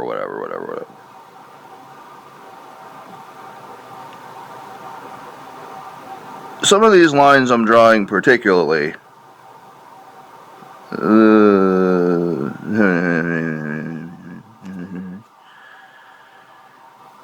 and some of these maybe there's contributions to drawings of planar, I'll just say planar logistic. Sum it up. Well, if complete trace near to delicacy is maybe clearly approaching impossible, and yet it maybe isn't totally insane, and variables on or off the table are maybe hedged, you know, where there's zero risk to anything that I draw.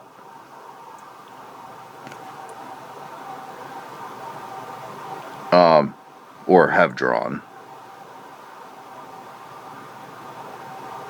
And maybe including any number of things that have been included in adding to planing.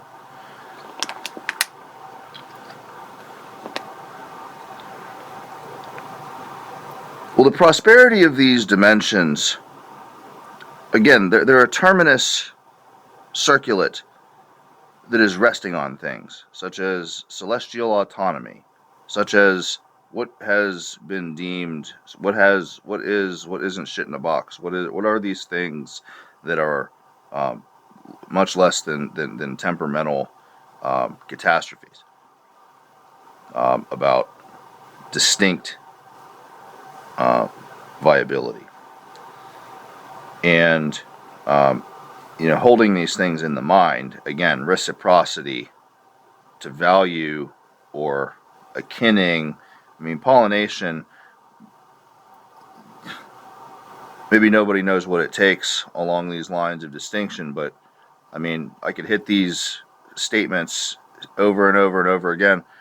You might realize there's going to be lines that are real smooth and real sharp near some of these expectancies of reciprocity a long time.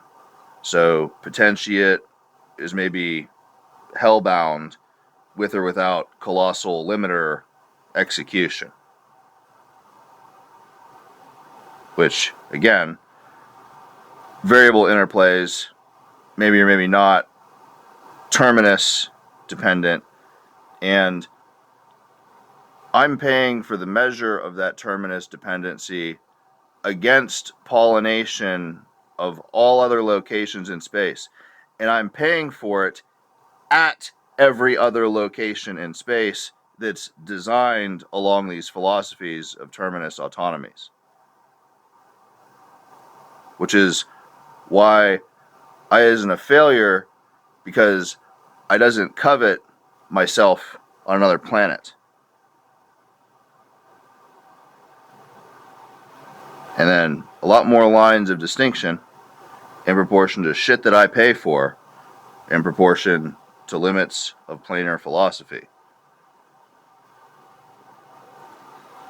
And in this way, whatever.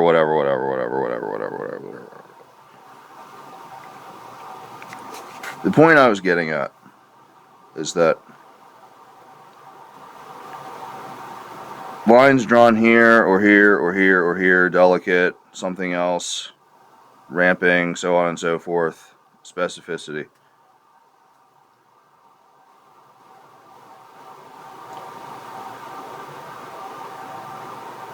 I isn't claiming that miracles need to be automatic, because when I disagree for variables to be totally off the table, I isn't imagining a world without heaven of sorts. And I mean, maybe the delicacy of time impacts the amass of those that I would agree should be capable of being a part of things. I isn't envisioning, zero capability. And, when you ramps of trace, it's quite an elusive, elaborate, dynamic contemplate, as opposed to a geometry or a rationality or an instinct or an inkling or something that needs to happen because of pressure. It's rather dynamic. Anyway, miracle is a rather poignant term.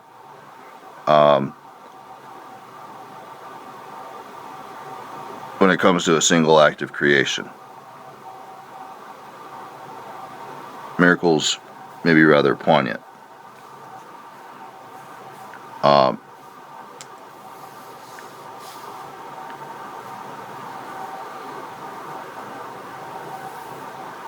And tempo, I mean,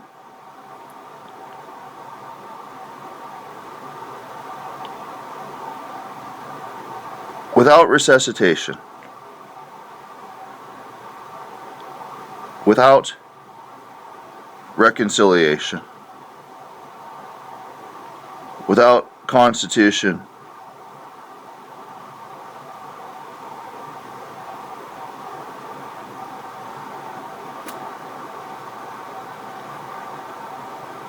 who would you agree needs to compare film tempo to the poignancy of miracles about the goddamn planet? Who would you agree with about that?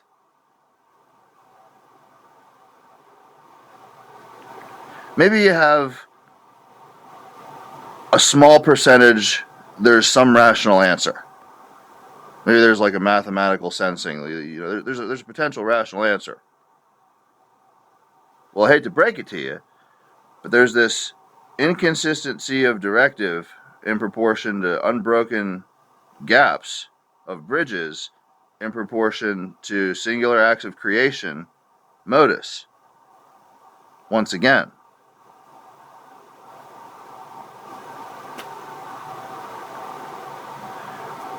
So you get lines of potentiate that would push availability in time to correct these phenomenon potentiates.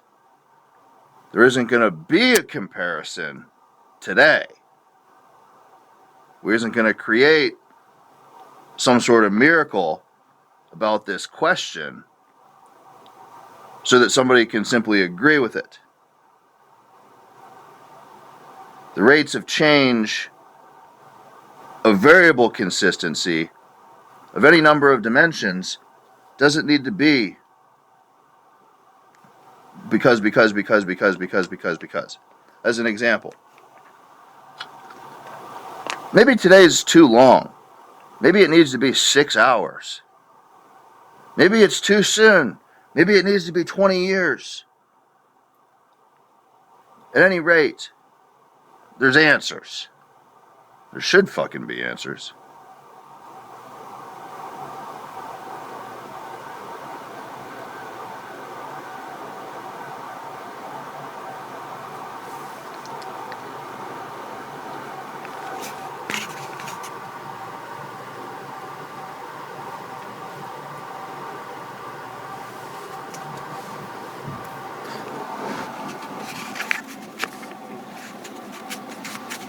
But the weights of these statements, you'll remember, it isn't clear what my hand is. And as this discussion is migrating along these lines of, I'll say they're lines of simplicity.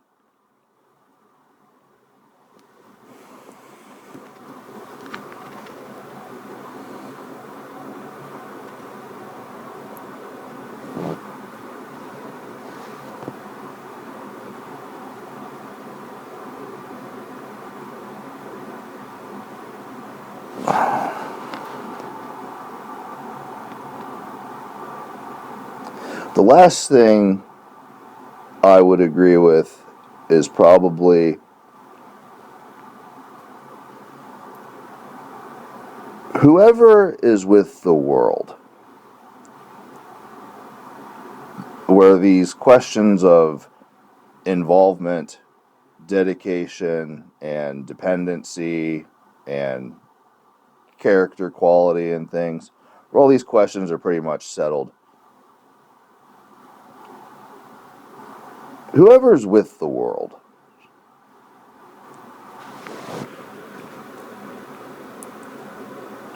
I'd probably be very reluctant to agree with any amount of stacking.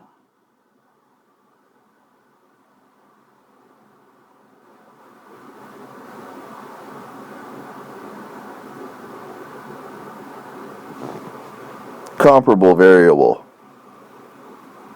maturity. Well, the civilization over here, and then your civilization, I probably wouldn't agree with any of it.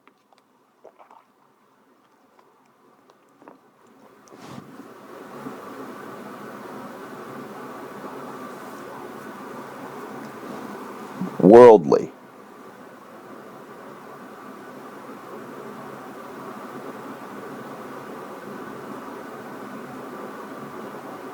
The whole bowl.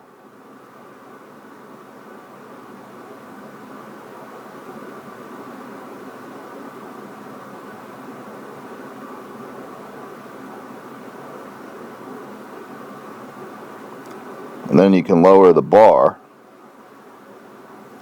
at least, for the extraneouses.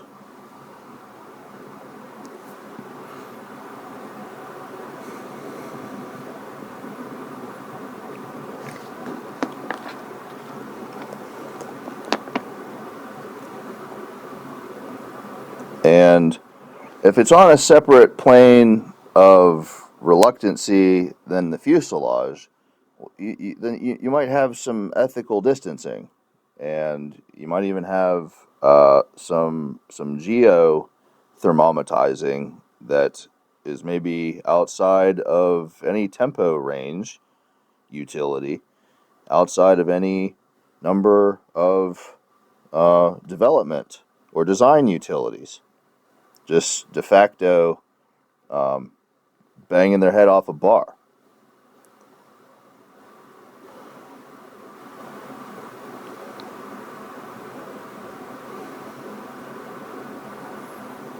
And I know that's going to save me a lot of time wherever else I could be in space-time.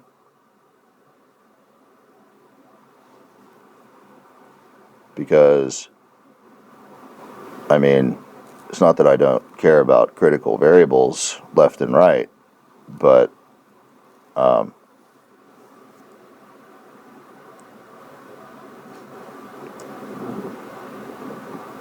mean, how dumb could you be to accept stacking?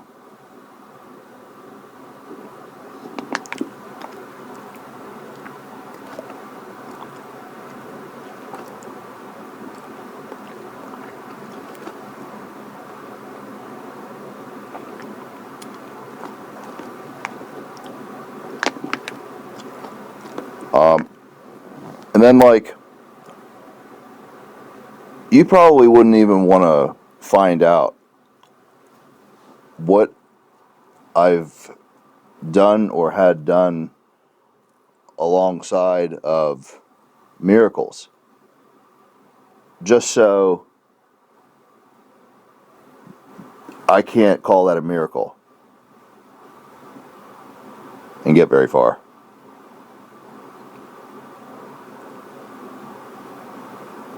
Infinitely.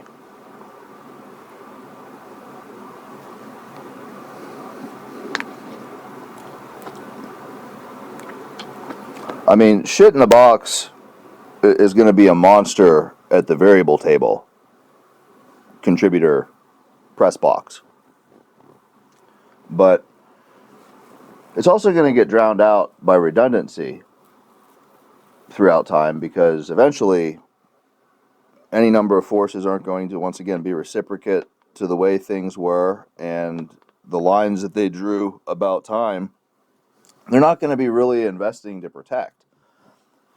And so what I'm getting at here is how dumb you could be about stacking. It has a heartbeat in time. It has a presency that's relative to either decision or dimension or time or any number of non-contrastable circumstances. How dumb you can be about stacking has a heartbeat. I isn't saying if you care about how dumb you could be about stacking, you have a heart, or you have blood, or you must. But there's clearly a lot of lines of distension about how dumb you could be about stacking, because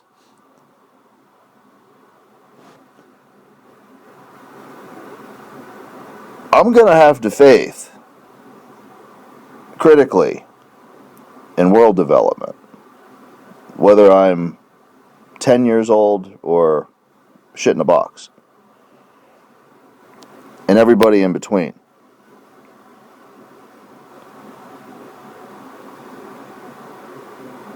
Well,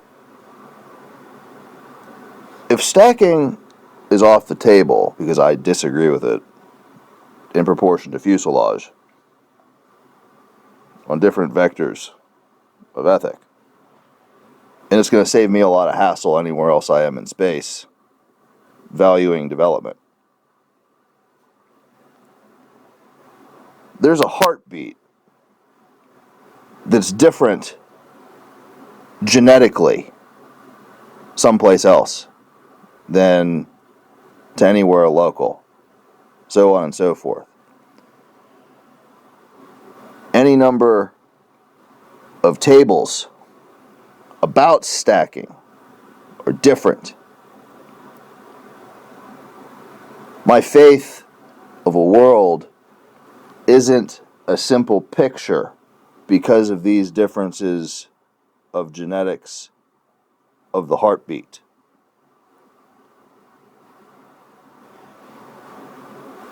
And I could maybe care less about all of the truth that has anything to do with that when I'm considering risks about lines being drawn in proportion to single acts of creation.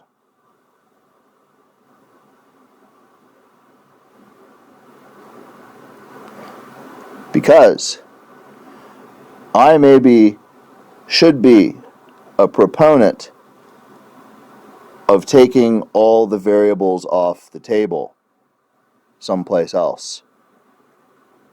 About here.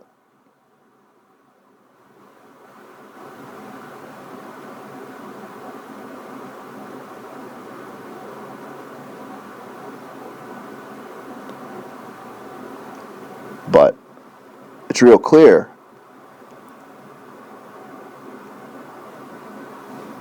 I isn't the obvious disagreeer with taking all the variables off the table because I'm there and innocent hands are an impossible variable dimension that I am physically enamoring.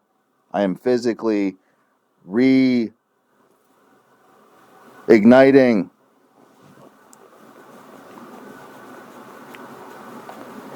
I isn't that there.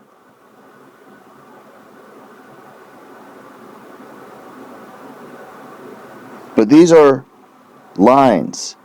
Again, any number of people aren't drawing distinction in proportion to I isn't coveting myself on another world.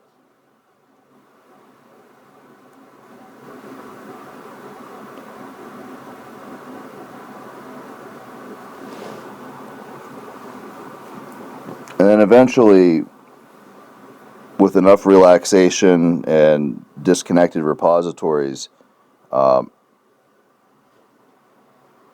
broken flows of more impossibility in proportion to bars.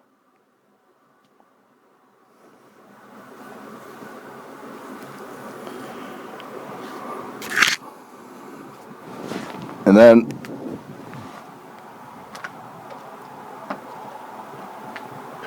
the cascade of enshrinement of positioning in proportion to any number of heartbeats in proportion to affairs of time.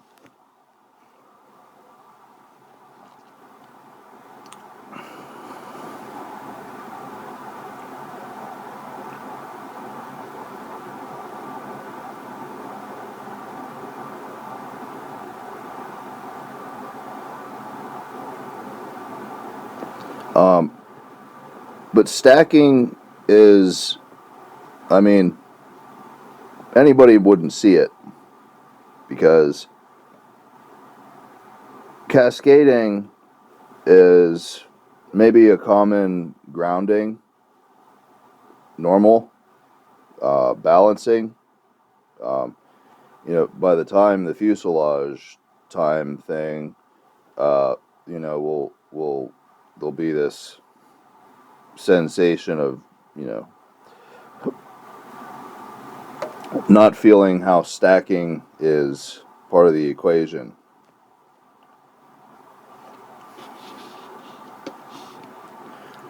So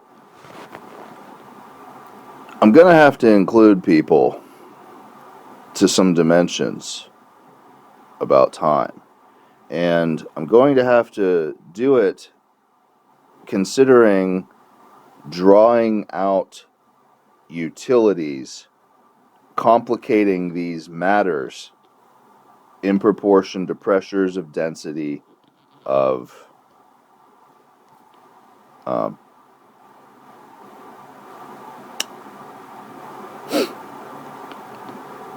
and then whatever.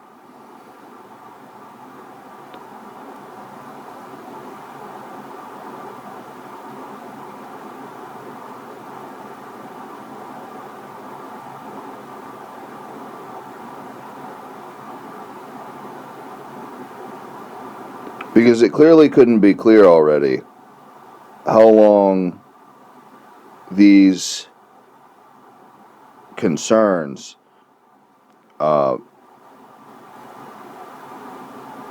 need to be compelling the navigation of the flows near the bars in the hearts of the variable states of the world. Clearly can't be clear already what that duration is.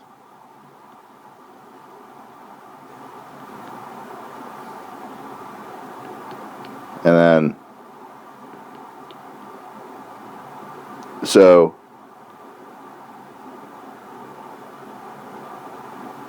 is that the most hands-off thermostat there is?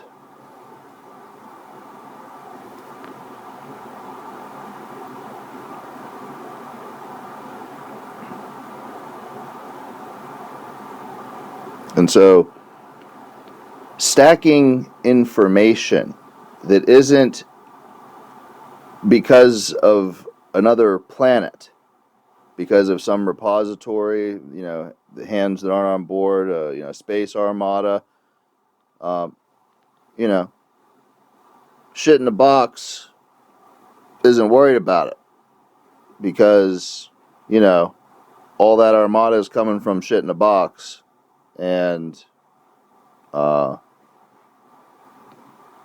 automatic.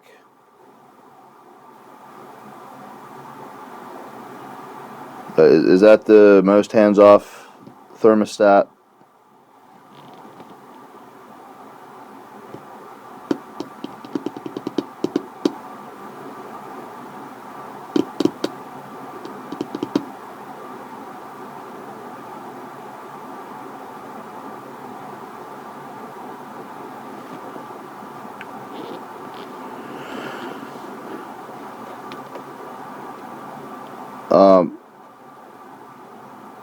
You know, and then there's like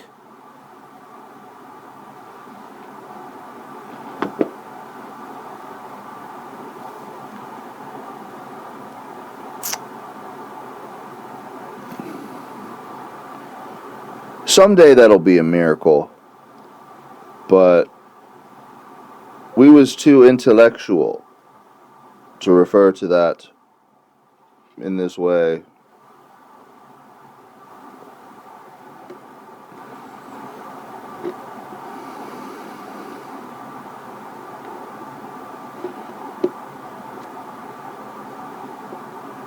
And it clearly isn't all my fault.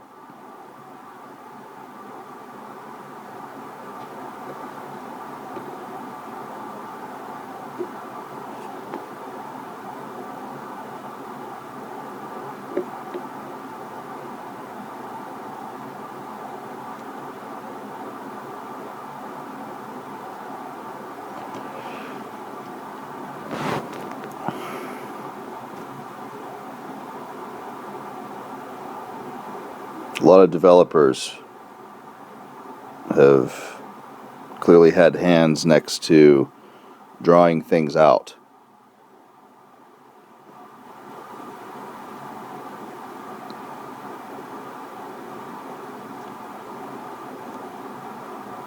So that's kind of the point I was making about stacking, is that maybe the population has a pulse of soil and sufficiency. Well, I doesn't believe that stacking is appropriate where development is sincerely a viability situation. And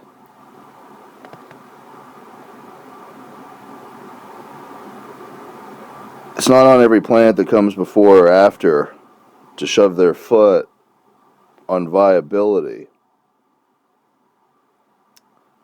for every pressure there ever is.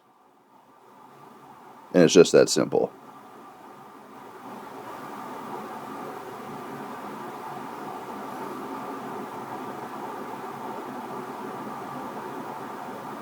And that incidence has to have merit.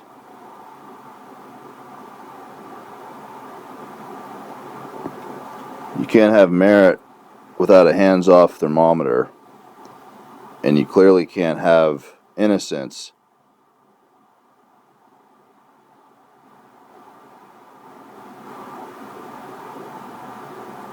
without my disagreement.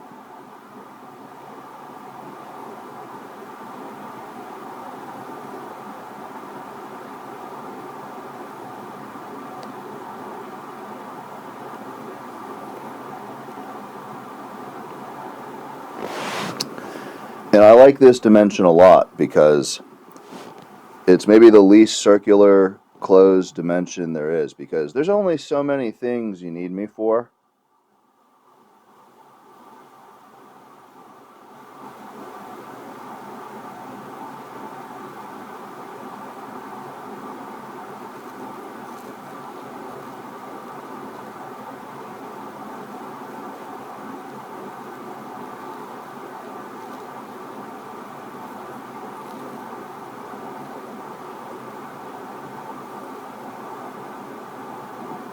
And if there's only so many things you need me for, you isn't writing the book to invite anybody to a problem dimension.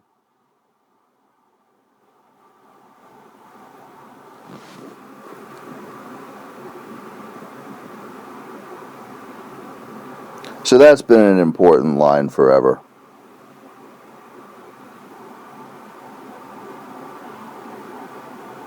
But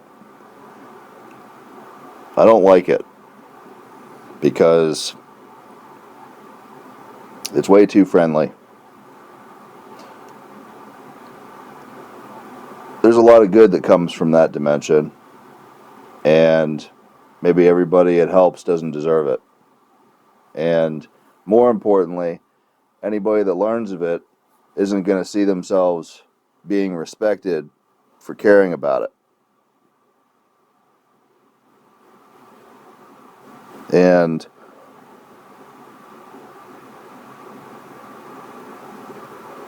that isn't very mean yet.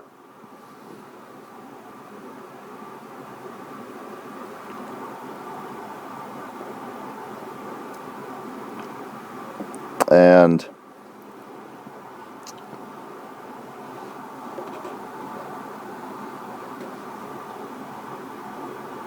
anybody that ever cares about that, who knows what their opinion about stacking is ever going to become in proportion to what is the tempo of development.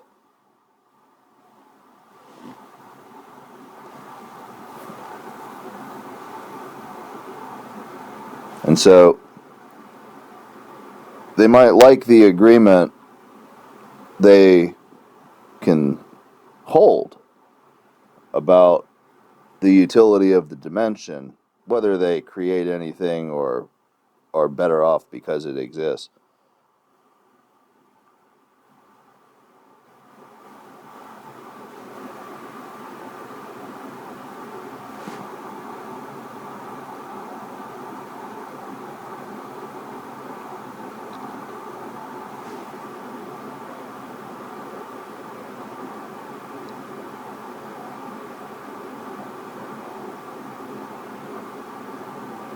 It's maybe the fastest spark to place harmony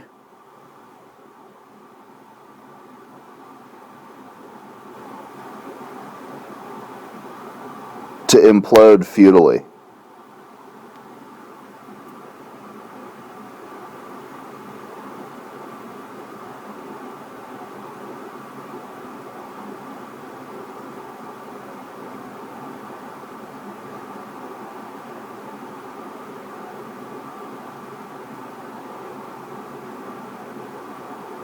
And so you've got forever, you've got a Dorr, you've got can't be a circle, and you've got every line of stacking modus that has ever existed, and you've got contemplate about a spark, and you've got infinities upon infinities upon infinities upon infinities of... You've seen these things any number of times, and you have never seen this.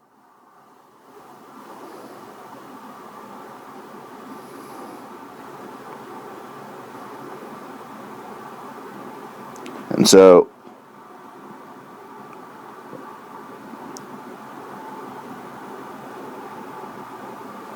different genetic hearts and colossal limit, well, they have something in common. You've never seen this. Has to be smaller or slower or something.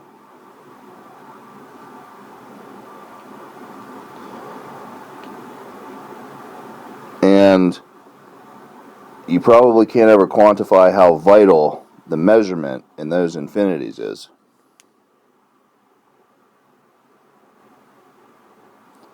But you might be able to quantify the pollination of the variable.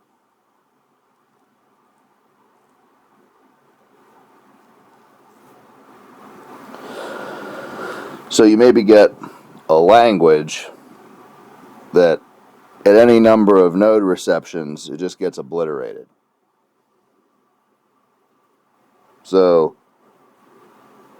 radioactive material, it has a setting, it has a place, it has a value, it has a legacy.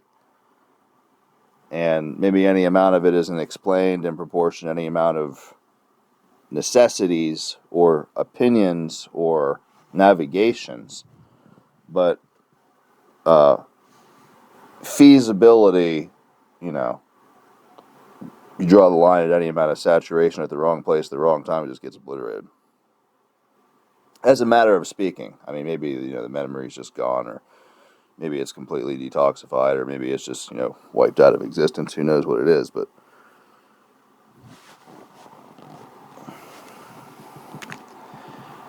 so, point here is, you probably can't imagine trusting somebody to value an escalation of pollination about the variable if you've never seen this today.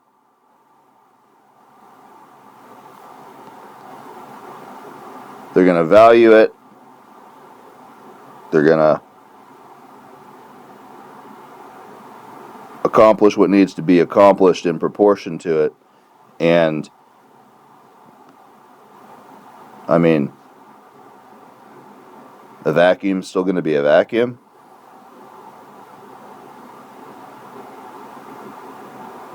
Separate genetics and stacking disagreements are still going to be separate genetics and stacking disagreements. When you accomplish something in proportion to that variable, who knows what anybody needs or wants or tries. You probably can't imagine how difficult it is to trust somebody with a variable nobody's ever seen.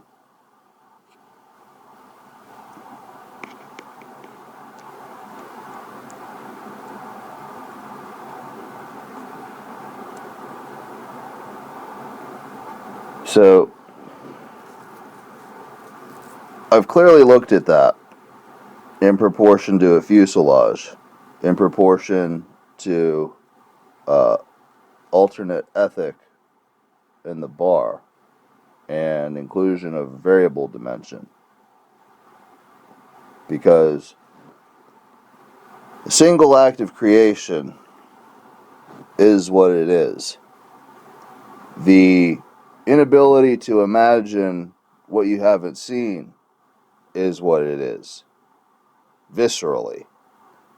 Mostly because anything that's ever deleted in proportion to viability definitions, well, things have to be accomplished.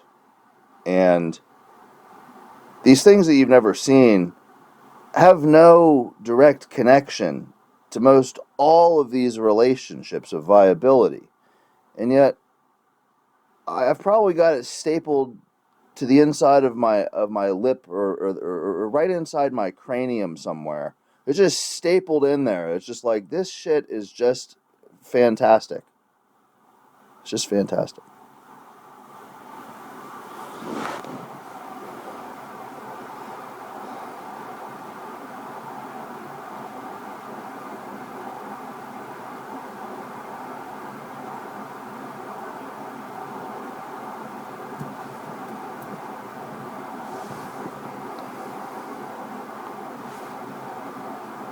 And I can only imagine how much of a nightmare hearing that might ever be in proportion to any time anything has ever needed to say it, or something like that, or drive that point in a way about something.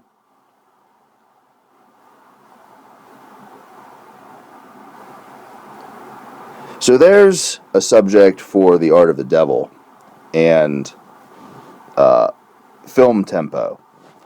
As an example, of all the lines of logical discussion that could ever happen in space-time, and me with my hands that aren't clear what they are is existing somewhere, those statements are maybe the least likely statements to ever happen. They're maybe some of the most radioactive statements that will ever happen about time.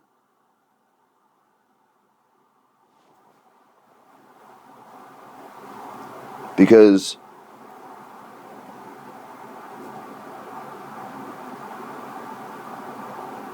I'll just say, who knows who agrees that maybe nobody is going to be defending that radioactivity forever? Because as much or as little as I ever am,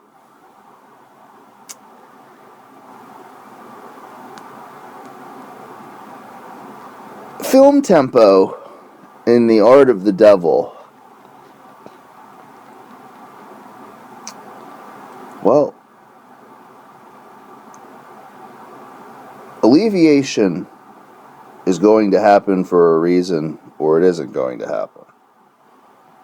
Alleviation definitely isn't happening in proportion to those statements. Something else is happening in proportion to those statements.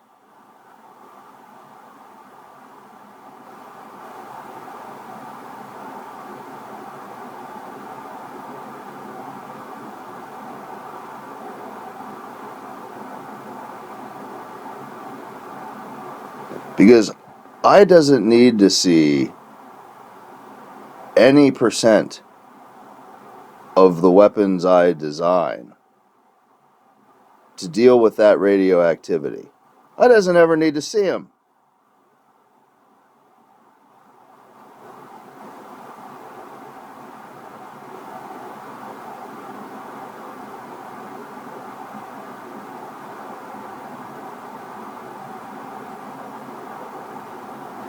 I doesn't need to see all percentages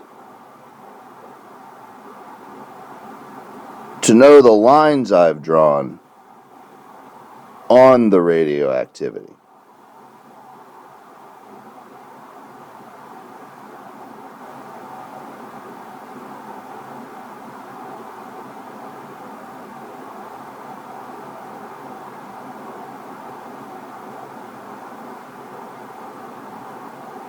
And somewhere These two components of viability are broken, and they'll break again, and they'll break again and again and again and again. Mitosis.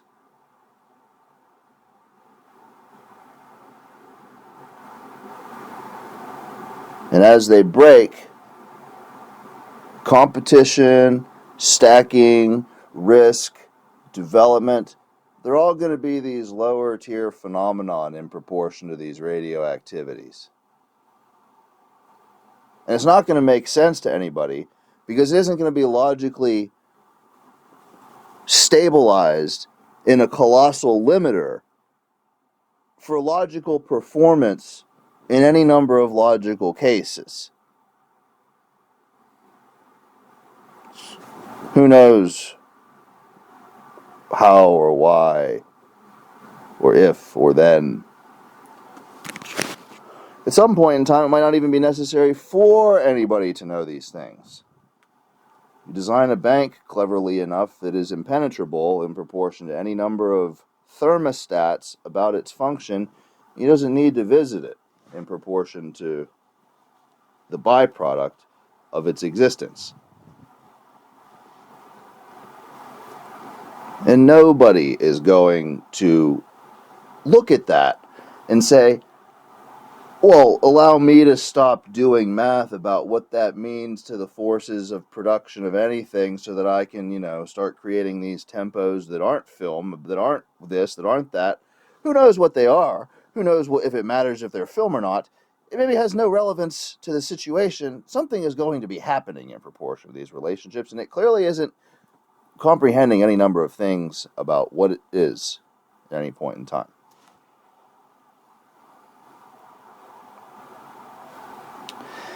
Anyway,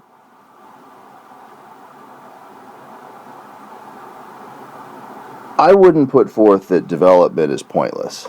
I wouldn't put forth that the methods of relativity or absorption, learning, enrichment, I wouldn't put forth that any of these things are valueless. I wouldn't put forth that incredibly interested parties have spent incredible, ageless whatevers to participate, to know things, so that this thing could be whatever.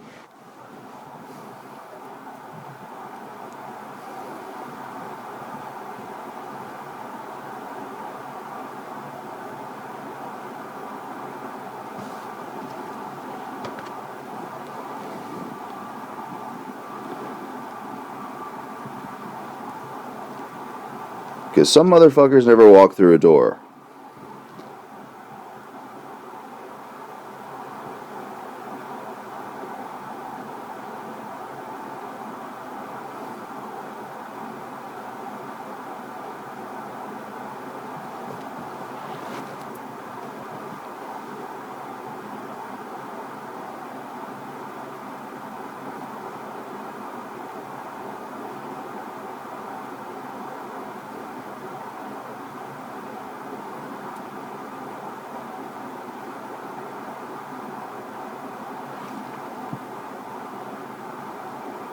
But as they're not walking through doors, it maybe isn't changing the fact that some reasons why have been chosen paths to be tolerated, permitted, included, the way.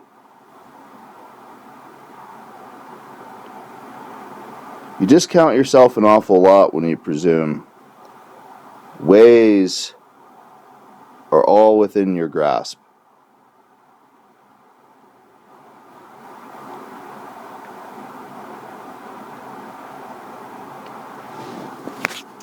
But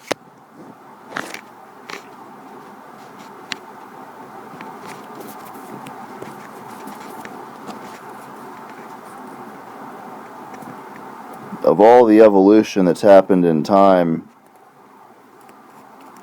I wouldn't assume our world has a tempo expert equipped for that statement in today's climate. I wouldn't assume we have one.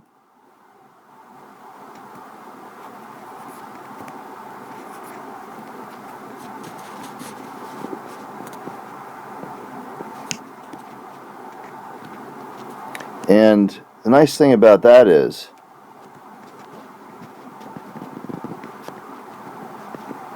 well, have you ever looked at yourself and wondered what you're doing?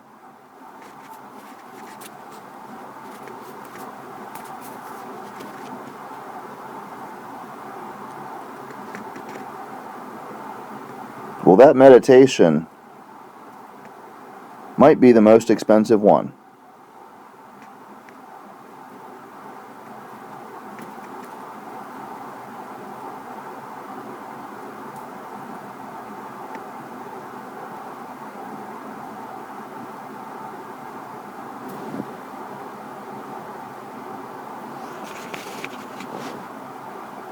Oh, and what a subject for a table of variables at a single act of creation.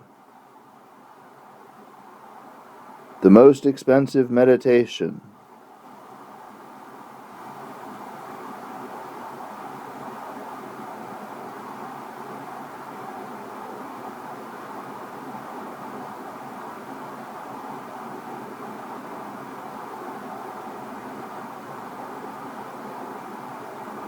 You couldn't show me where it stops.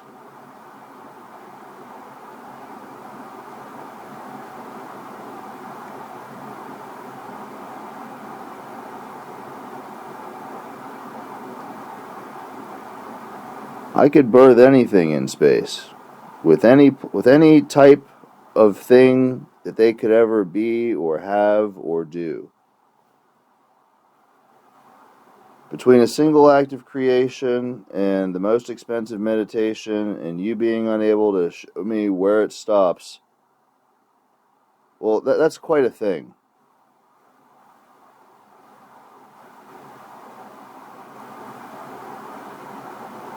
And there's clearly got to be a history of me knowing that. As in, when I know that, regardless of how little I ever invest in anywhere,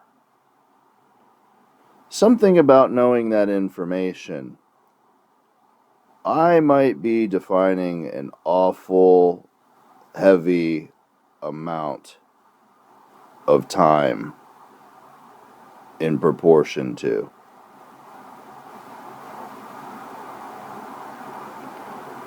And it's maybe unclear anybody's ever trusted me.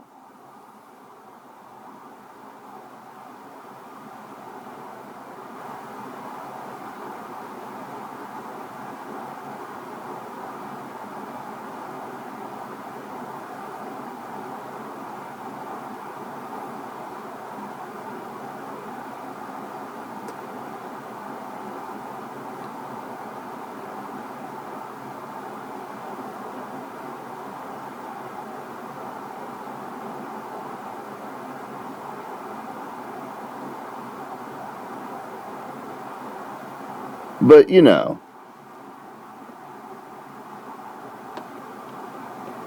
I might just be sabotaging every dimension of every instrument of thought they ever embody, in every dimension they ever touch, in every time they'll ever know. That's how much I might influence from seeing in those connections.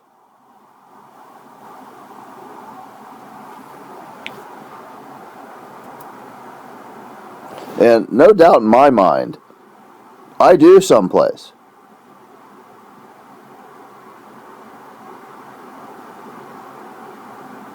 And I've been doing so someplace Well, certainly longer than a year.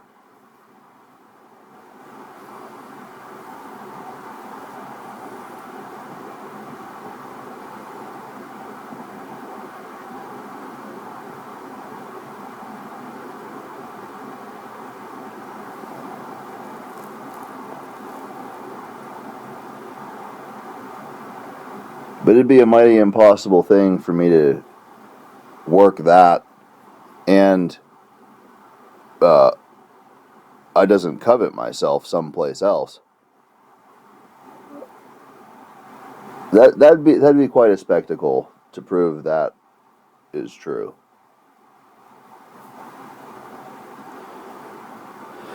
And so maybe that's been a pressure density, formatted, stacked, maybe enshrined in any number of suffrages in proportion to, attempts to cripple a single act of creation density, because of a fuselage.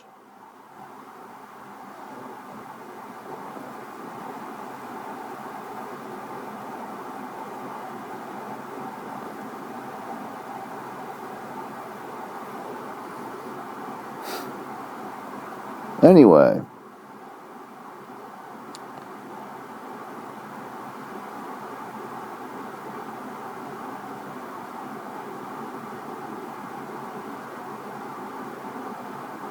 the potency of the contemplates of any aspect of the past 3 hours, it's all over the place.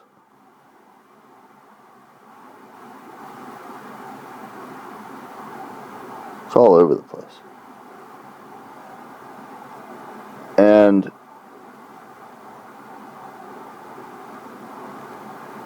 how many investments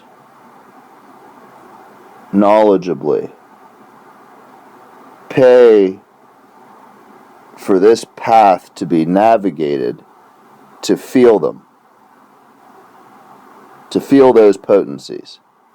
How many knowledgeable investments happen to ensure that takes place?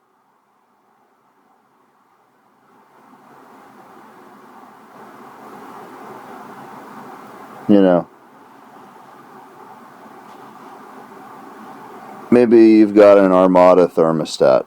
Well, I've got a thermostat too.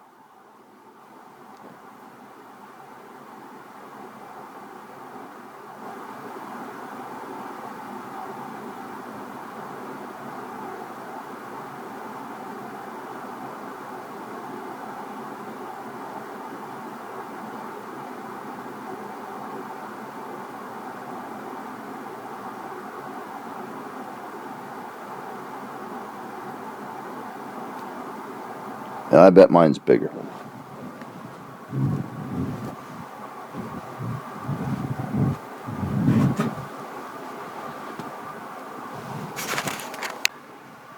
And I'll bet mine's bigger.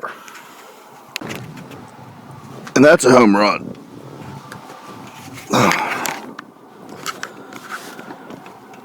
Because I've got to compare and judge the grace of I'll bet mine's bigger at direct proportion to who or what ever attempts to see that you can't show me that can be stopped.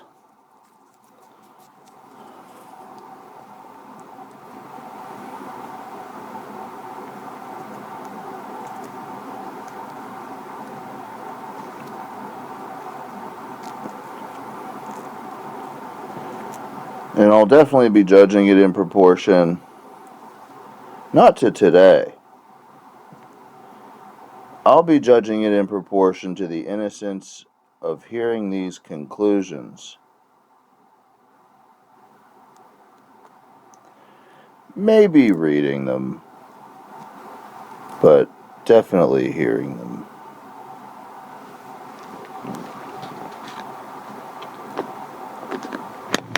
Something about breaking apart. Over and over and over again, MiTOsis.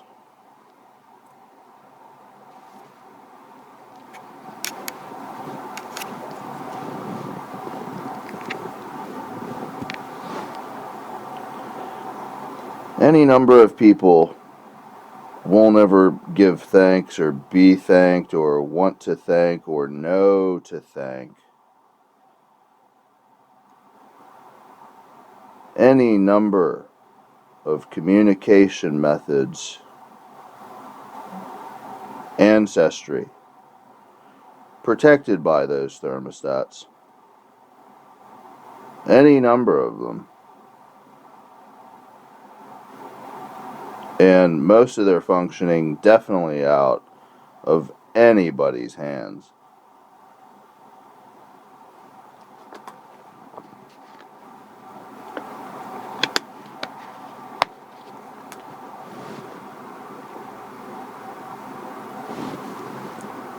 That's a tough thing to consider along the lines of reciprocity.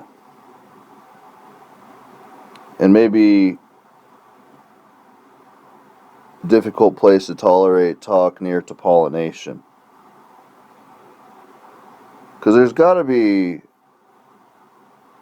who knows how many methods.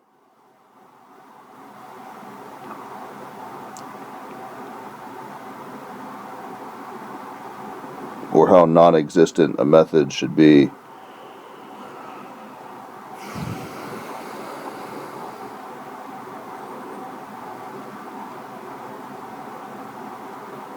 And the why of the thing, that's clearly got to be difficult.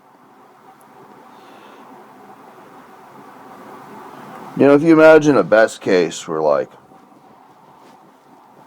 there's learning, accomplishment, compatibility, responsibility, ethic, you know, secrets and stuff. Things are good. Time's cool. It's not a lot of unnecessary argument where it doesn't need to be, and, like, you know, the pains are getting lesser, and it's not like a whole lot of capitalization from some random place. You imagine there's like this, you know, type of thing happening somewhere. The why of those methods is clearly just dyslexic and not interested, and shouldn't probably be interested, because even the experts, you know, they don't have time to revisit why for all these things all the time. It's moving along. No means no. This doesn't work. We know it doesn't work.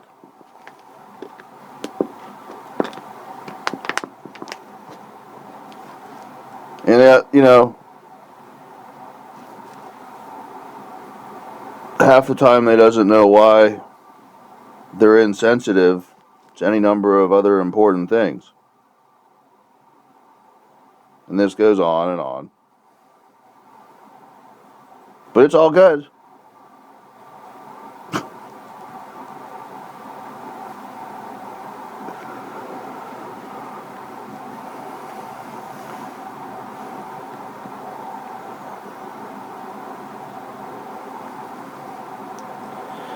Anyway, anybody's opinion of what can't be stopped or why you can't show me it could be stopped might ever have some sort of bearing on pressure near to things like that maybe aren't exactly capitalizing, but maybe are a lot deeper than anybody is ever prepared to respect or appreciate at any point in time.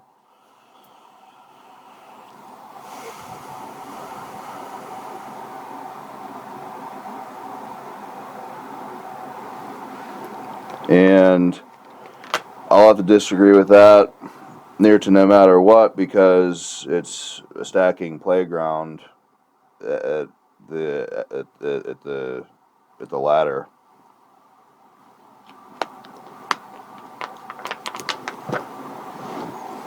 See, these things have costs to protect. I mean, maybe viability is the culprit, but any number of statures of mind, of emotion, mobility of any dimension. There's clearly a lot of variables that are considered in proportion to other variables of those types of complexities. It maybe isn't clear who the expert ever is for any particular fit of, what's happening, what's the lingo.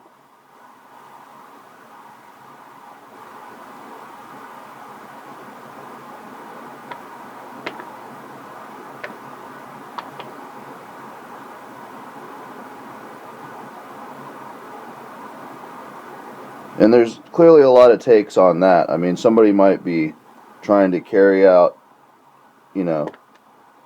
reduction of dementia near to some thermocoupling and pick up slack on stuff somebody else is missing, and,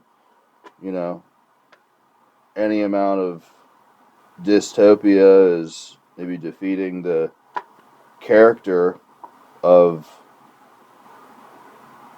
the blessing that they might be to anybody at any point in time.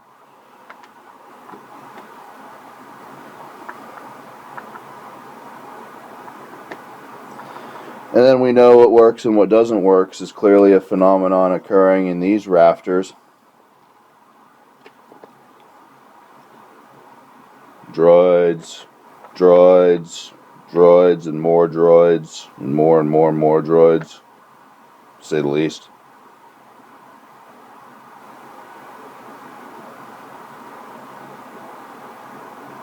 In any number of applications, in any number of reasonabilities, in any number of possibilities, in any number of them. Definitely clearly hard to get a concentrated mind on the subject. That might be the most impossible variable any of them can't know.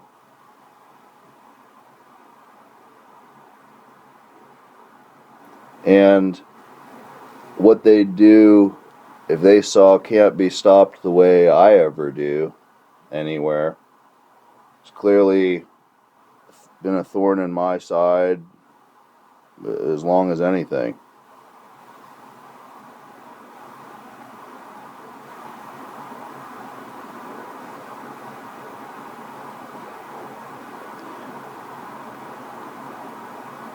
You've never gotten to the heart of the matter to determine if objectivity is possible about a divide of that perplexity. Oh yeah, there can't be a divide. We need to know. Or, yeah, there definitely should be a divide. What you see about can't be stopped should be separate than the most impossible variable we can't know. You've clearly never marched to the heart of objectivity searching in proportion to those dimensions. And anybody that's ever marched there, didn't march there today, clearly, didn't march there in these times, clearly, didn't march here, didn't march there, didn't do it with this respect, that respect, some other respect, a handful of these things, a handful of those things. A pigeon barber wore an ashtray.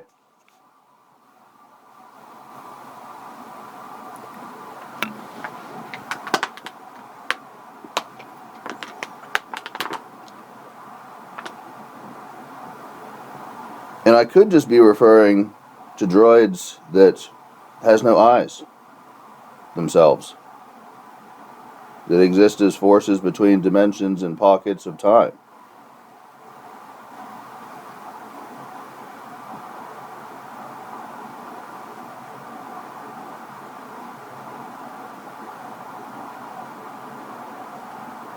But you've never marched there.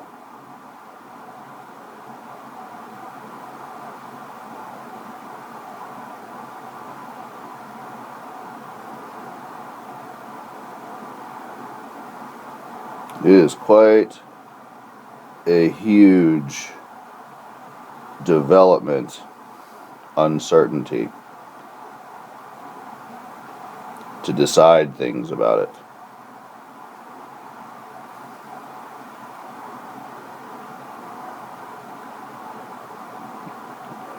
And that's only going to make any number of things worse about any number of dependabilities that anybody anywhere ever has.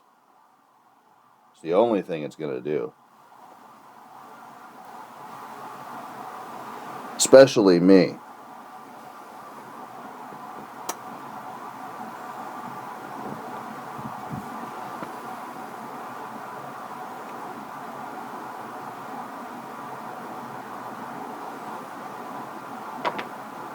You know, any number of anybody has seen any number of problems somewhere near to impossibility of these types of forecastable what ifs. They've never sat and jerked off to the word lucrative.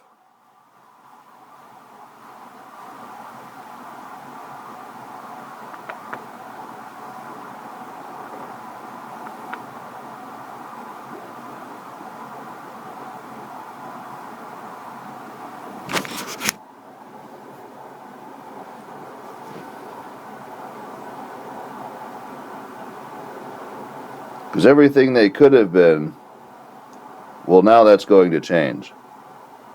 Not because of a decision, but because of an interest.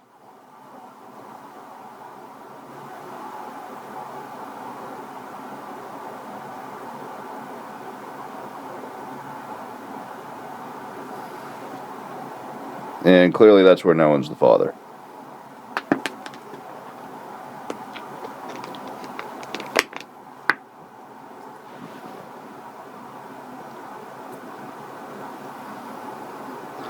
So I'll invite us back again to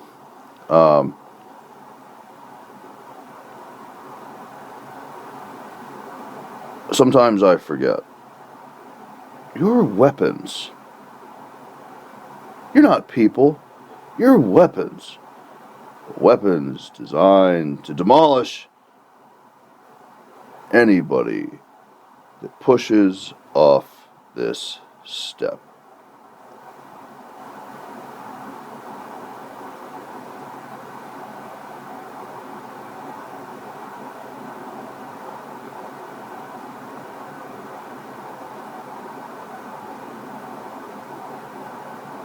How insulting they are, probably knowing how fucking stupid and demonic they are after the point.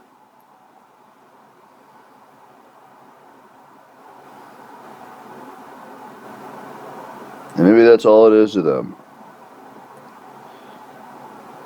A cloak of minor insult to shift gravity.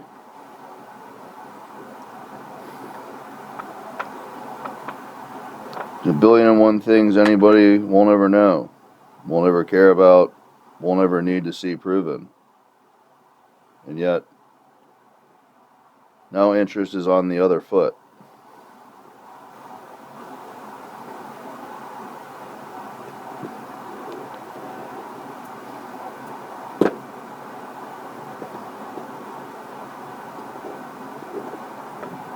It is a huge development. Question, though.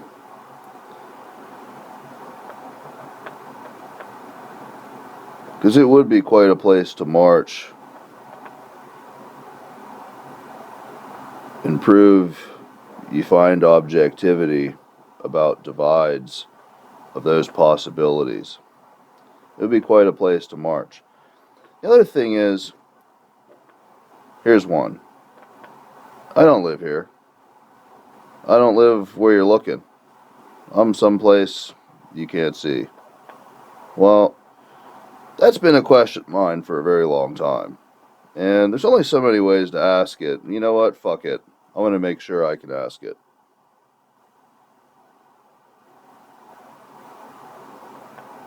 So, there's an airhead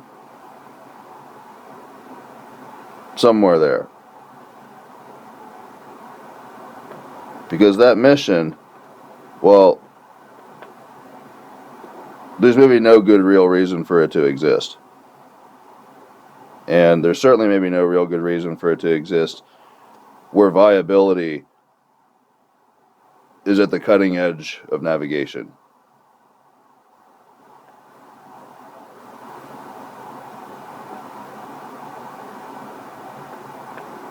And what's paying for the question, well, that's pretty slippy.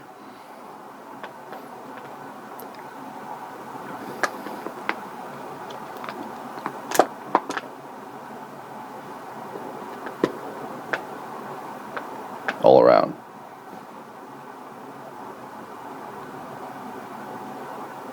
Anyway, somewhere I have to make this determination about the value of seeking or attaining the answer in proportion to these dimensions of whatever you'd call them. And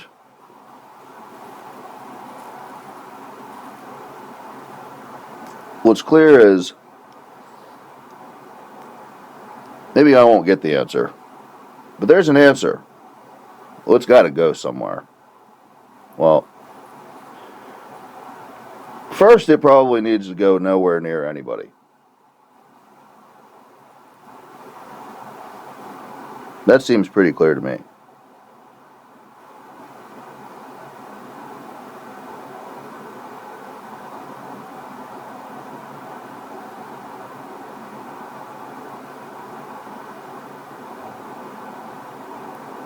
And I've definitely thought about that question in proportion to the size of the problem I force them to be.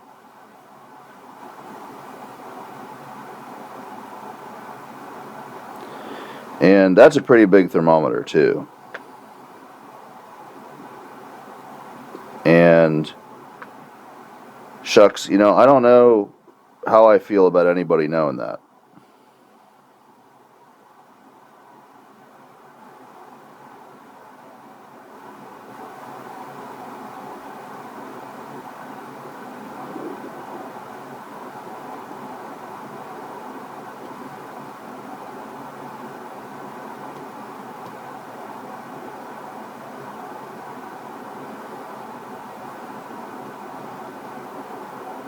Because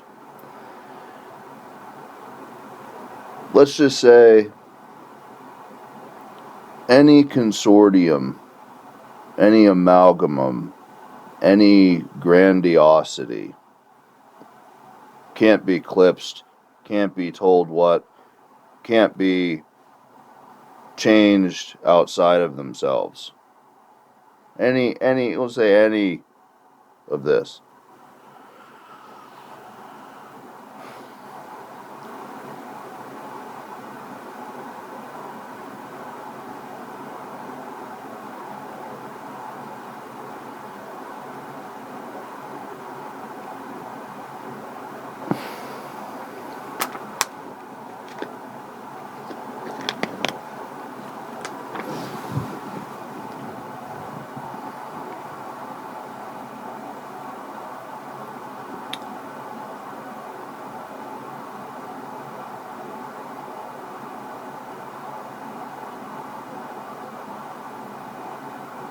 So there's this hyperfluous bending of possibility segue. Any and no clear solution to stopping anything is the C in which can't be changed is structurally autonomous.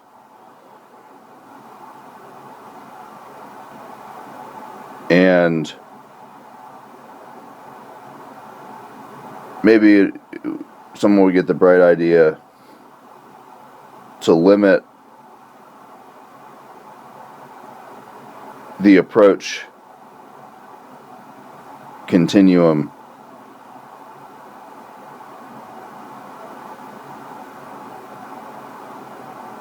within a structure that has no provable bound dependency of any opinion there's ever been. AKA, it isn't political at the any juxtaposition. Well, it's a fuselage.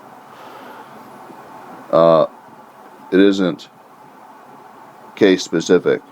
Well, it's a fuselage.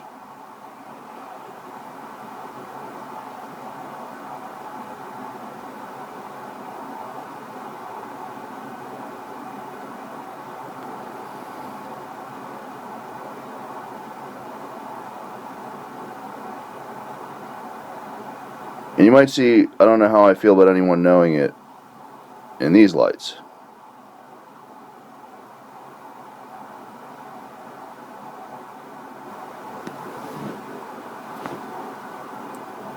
And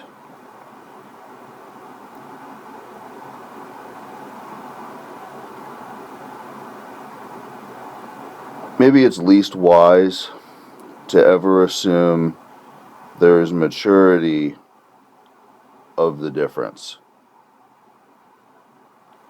to state it, to bring it again to a spectrum within a structure that isn't any amount of bound opinion relative.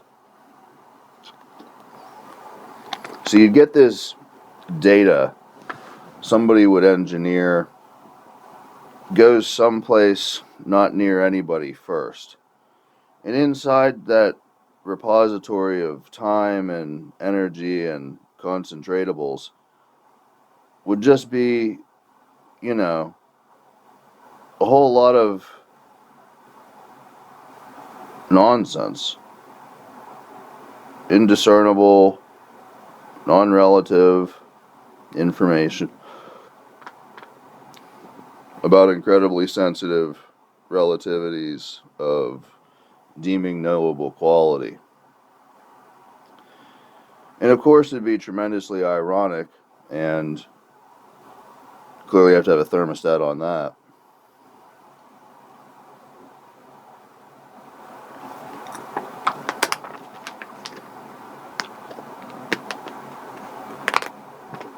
But what he doesn't realize is all the appreciation in the universe of those relativities isn't seeing the problems or the opportunities or any number of things.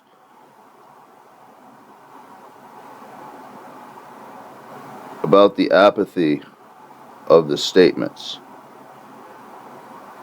of the thermostat.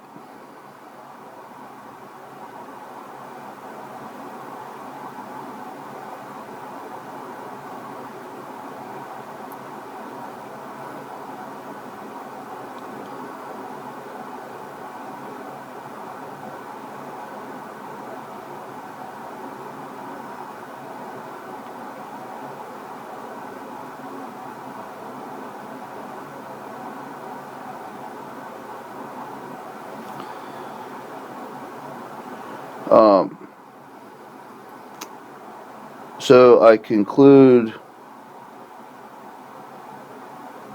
powerful intrigue is maybe also stoning, whence initiated or created or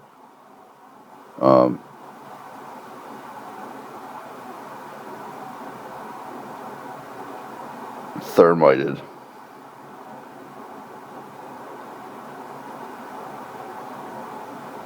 Amidst time. Powerful intrigue. Much of these statements.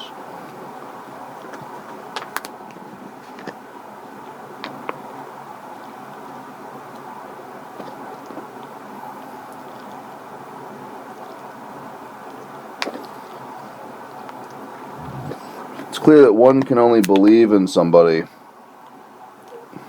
with so much capability and so much investment and so much incapability to follow suit on a path to exercise any of these intrigues along any number of philosophies.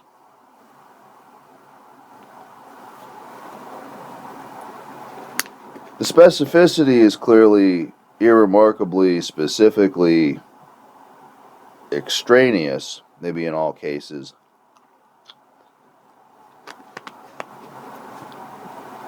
But it might be difficult to presume the reward for the excursions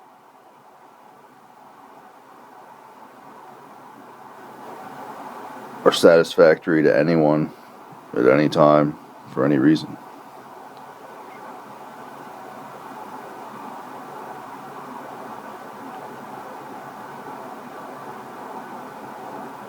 I think there's a lot of wisdom to this.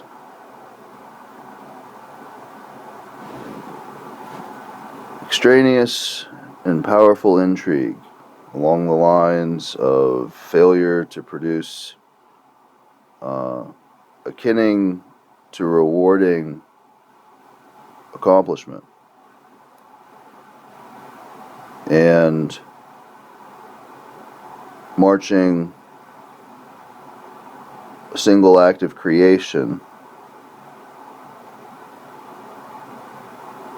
bigger than a sheet of paper.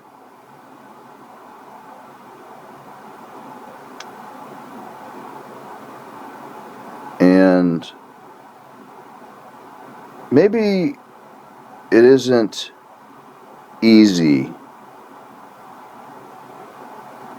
to take the time to grasp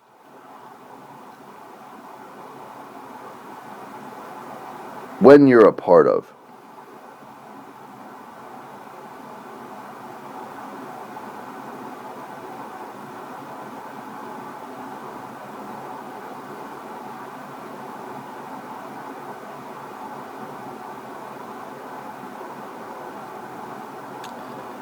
I can't tell you how much dead weight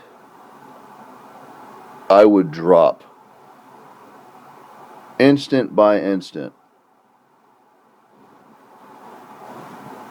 to enshrine this conversation at a realness in proportion to real development investment. I can't tell you how much dead weight I'd drop.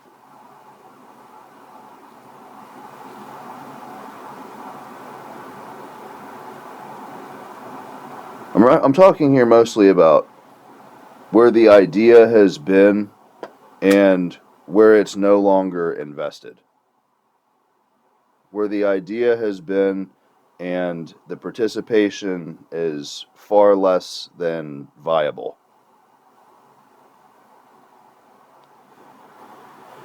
Now that's the idea.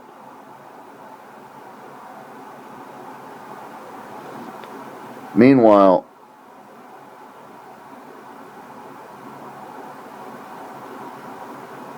what I am and what my hands are, and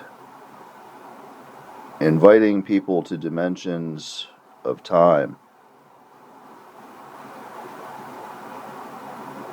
well, it might not ever be very clear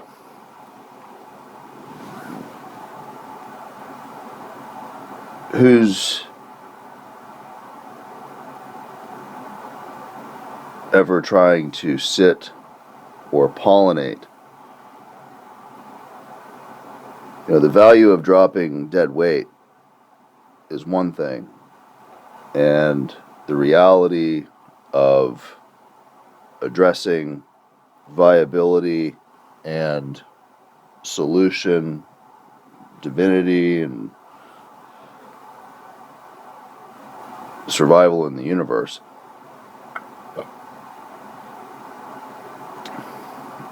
Across the stars. The reality of those hands and the reality of uncomfortable I am to ever invite anybody to the dimensions of some of these questions.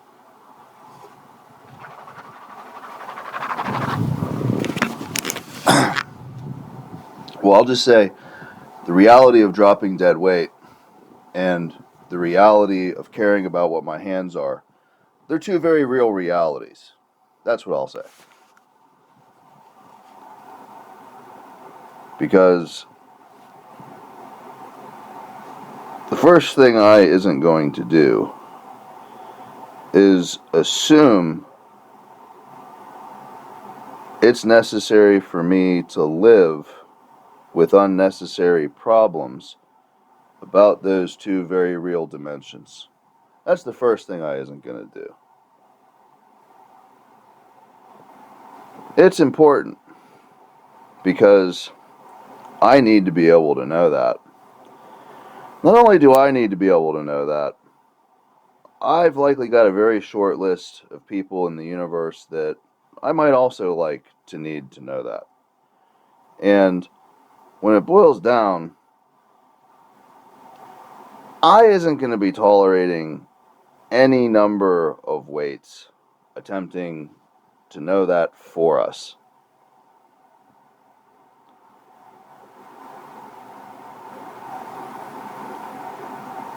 So the first thing I isn't going to do is assume that it needs to be necessary for me to live with necessary problems about those two dimensions. And I maybe haven't explained it very thoroughly, and I'm good with that.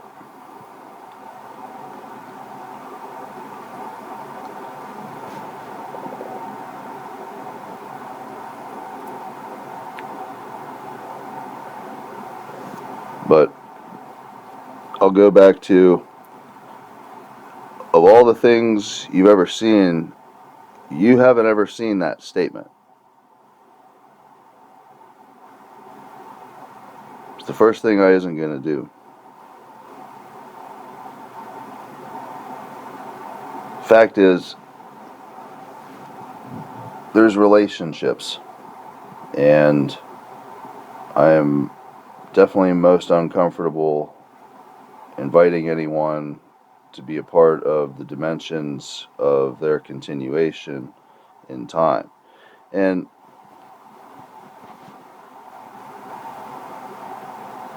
out of line with how much actual relationship there is or isn't to any ongoing, continuing status.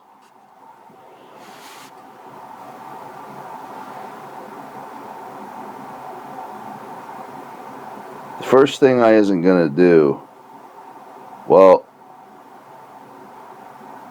there's only so many lineages of that. And if I take all the variables off the table, well, I might agree with that a little more in this case. Because there's only so many people that would ever value that philosophy. And it clearly isn't the happiest subject they're ever going to think about, for whatever reason that I'm not explaining. And there's only so many things we can do intelligibly pertaining to the reality in which we live.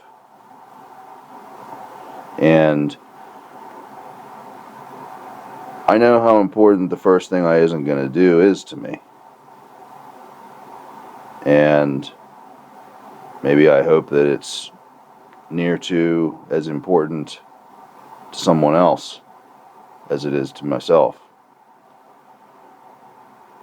Because they're going to realize they isn't me knowing it, as I realize I isn't them knowing it. But something about our fates is intertwined. And without explaining that, There's only so many lineages of it.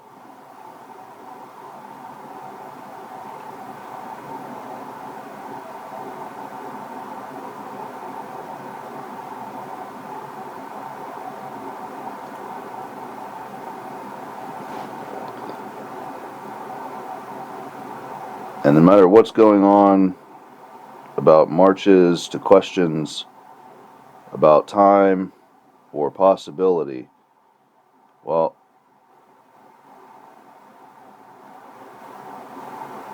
some things simply are. And it maybe isn't the worst thing in the world.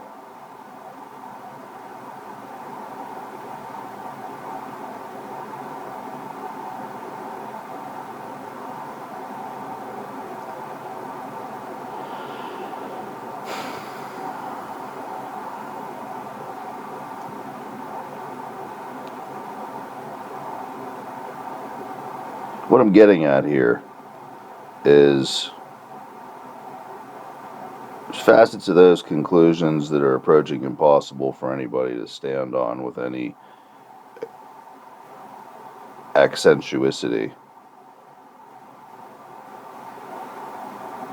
And there's definitely density pressures about that, and non-reciprocating amalgamums designed in proportion to those potentials, near to the lines of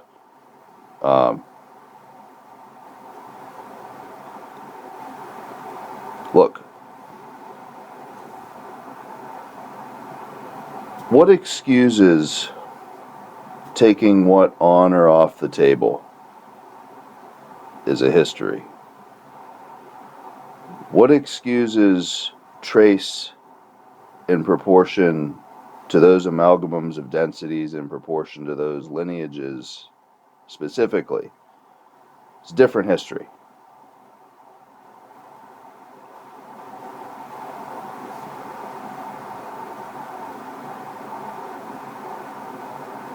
To this very day, it might be impossible for anybody of this geoplane to prove where those differences are connected and disconnected in proportion to potentiate.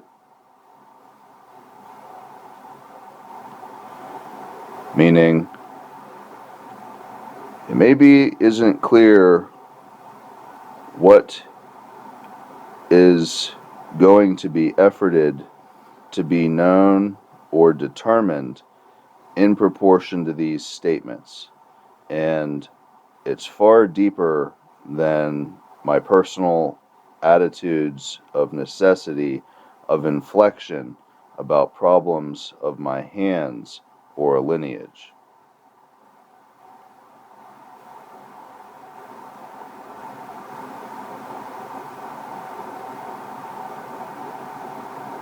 See, I would look at these statements and I would either concern myself with the reality that I live with and care about, or I would concern myself with the power exchanges of attempting to micromanage variable dimensions of those amalgamums in time. And to be honest, age is irrelevant at those dimensions. It's all about viability and vitality.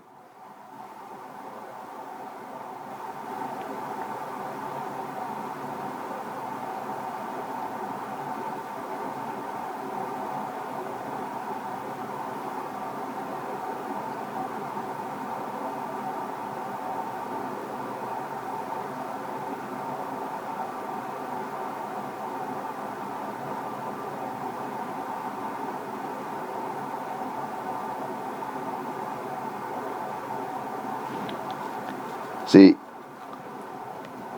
it's a predicament because The intricacies of those broken bridges are maybe the most desirable for anyone to ever hack or exploit. And at any duration, maybe none of the awareness of that potential has any ethic about this entire discussion in these lights at any point in time.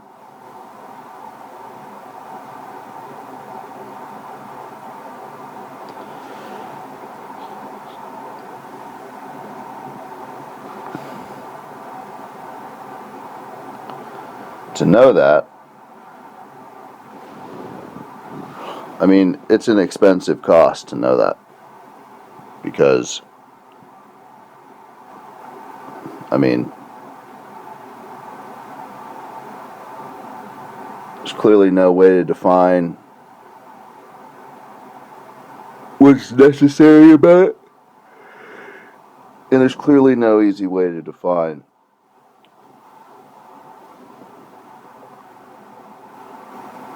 what qualitates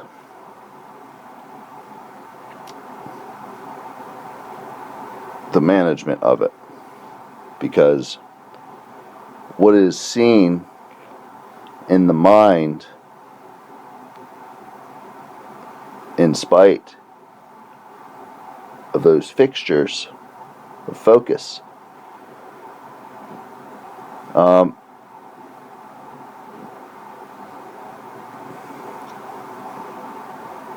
well, there's bound to be ghosts in those mixes of memory, and there's bound to be any amount of unforeseeable abnormalities of concentration or resolution or distinct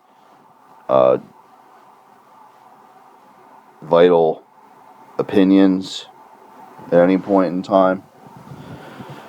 So clearly the appreciation of the spectrum of the utility of such things, it's an outlier appreciation. It clearly isn't an easily, I mean, it's right up there with, you don't know what my hands are. It isn't clear what my hands are today. Because I've valued anything about that for any number of reasons, and I mean, even if I put forth a portion of those reasons have been given for statures and relationships and, a plane of time. I mean, they're guaranteed to be massively different appreciations.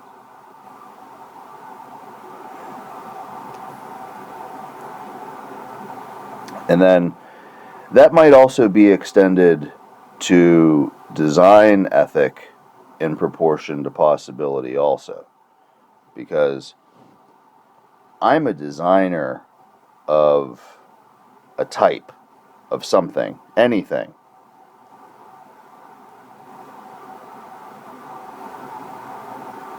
I'm not infinity.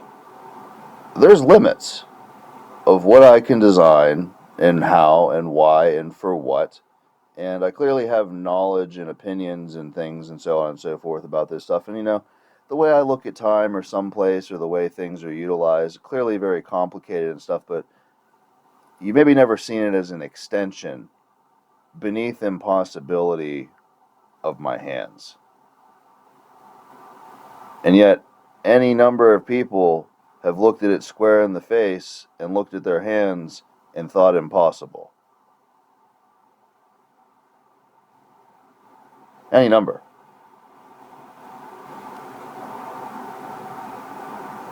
So, there's a ghost dimension.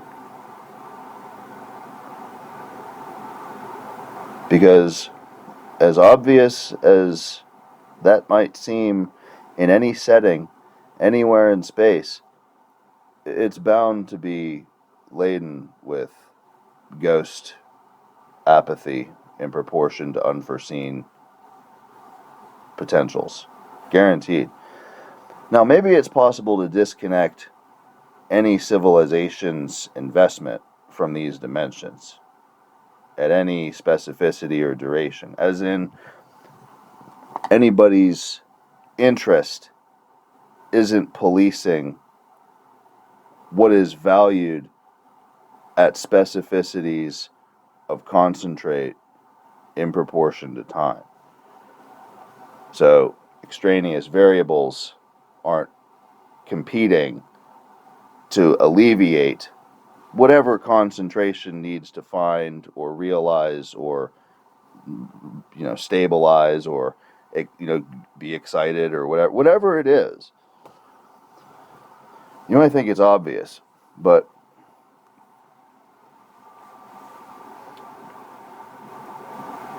valuation of those types of potentials is clearly very difficult. I might be very comfortable valuing the solubility of my people or my claim or my kingdom or my throne or however you want to put it. I might be very comfortable with the solubility of things. I might be very comfortable valuing or rating things about relationships or vitalities. I could do this any number of times without respecting what I just said about unclear about what my hands are. I could do that any number of times without any number of respect for that.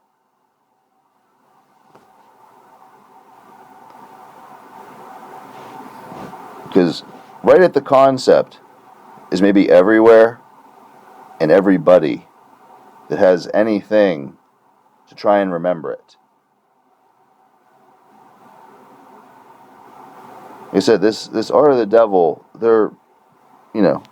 you can't assume there's any guaranteed amount of any factor to any of these learnings everywhere. It's maybe at any point in time going to be a question upon a question upon a question upon these agreements or disagreements in proportion to specificity of whatever it is.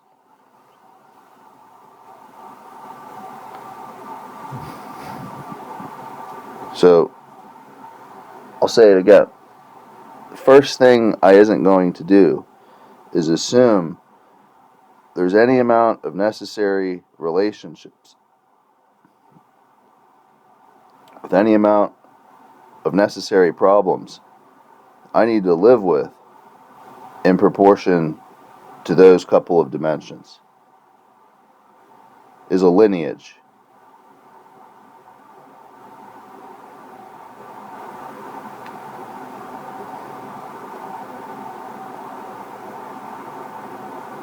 And I isn't going to pretend that lineage, wherever it exists, is facing an easy scenario to decide anything in proportion to this conversation. I isn't going to assume that's going to be an easy assessment.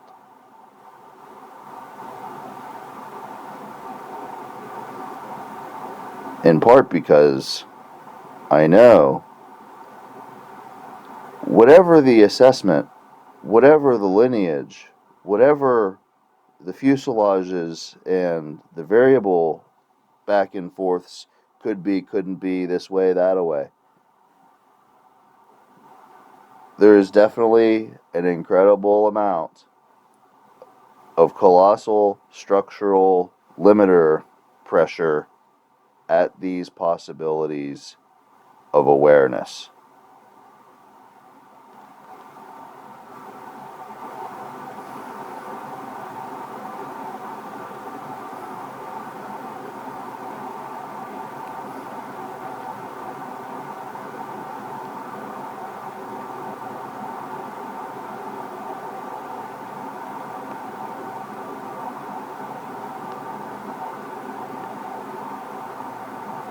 And then it's a clean cut.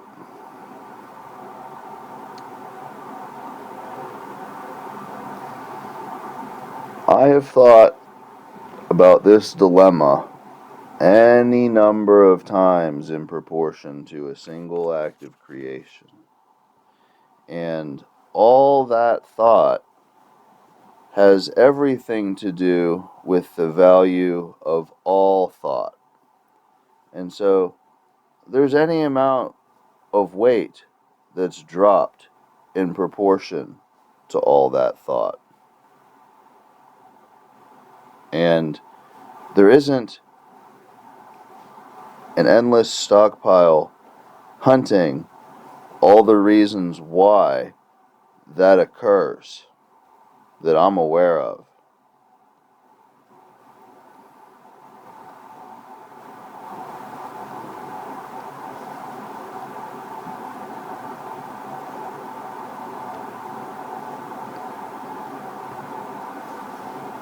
Probably because I've done something with all the times that I've thought about it in proportion probably to a lineage, or another lineage, or another lineage, or another lineage. But who's stating, I mean, this is maybe the furthest impossibility of appreciation.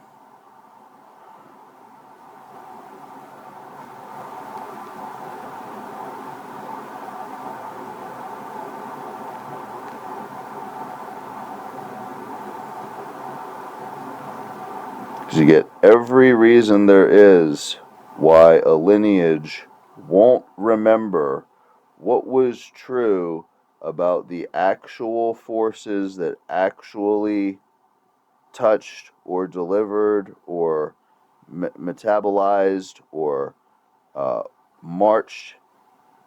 Any number of reasons why any of these forces of lineage isn't going to remember those realities, all in proportion to something's attempt to hold is the first to do something about thought.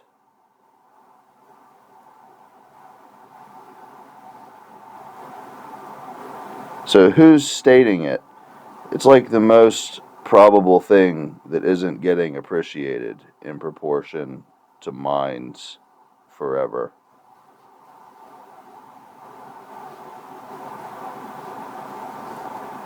And there's clearly got to be no way to get your hands on all the facets of this conversation in proportion to all these variables of potentiate.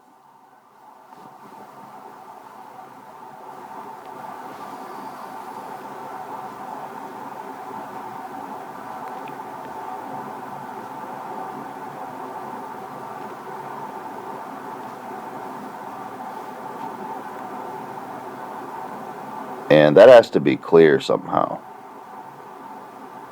Because hands.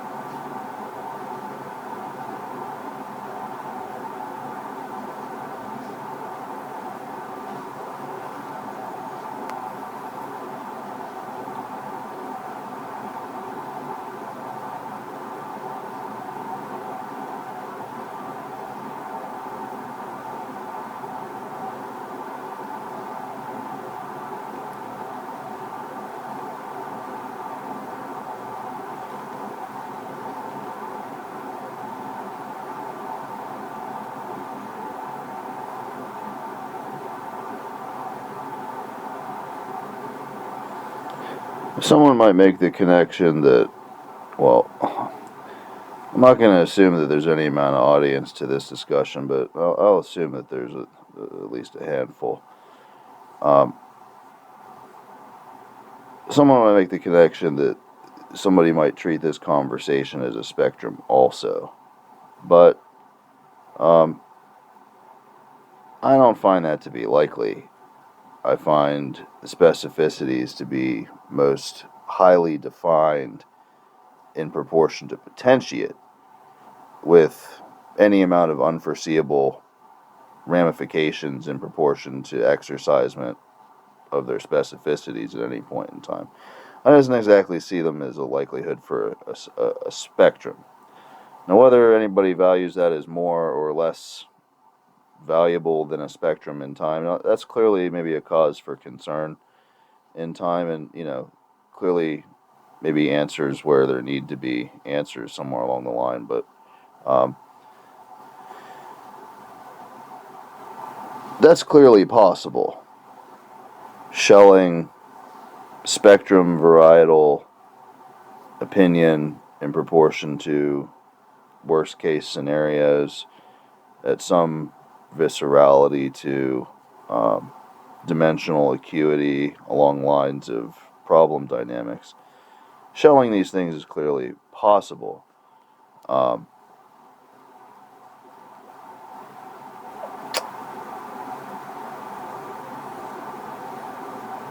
I doesn't find this conversation to be a spectrum likelihood.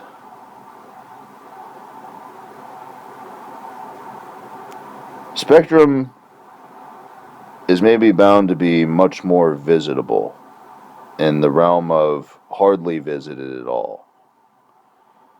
This conversation,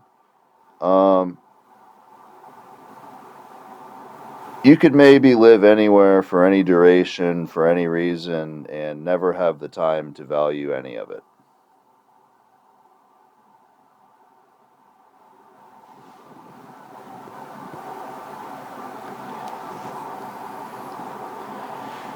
And you might find that to be quirky because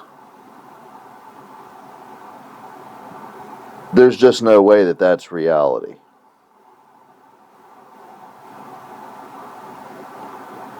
Any number of these things I said, in some form or fashion, they're getting valued somewhere. But realistically, you could live anywhere for any duration in any circumstance and spend zero time valuing this conversation ever.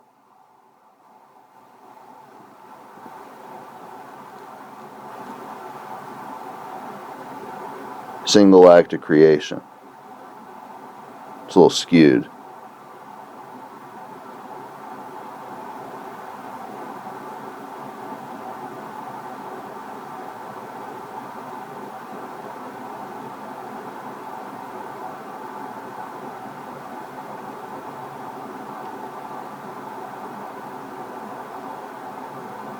But you consider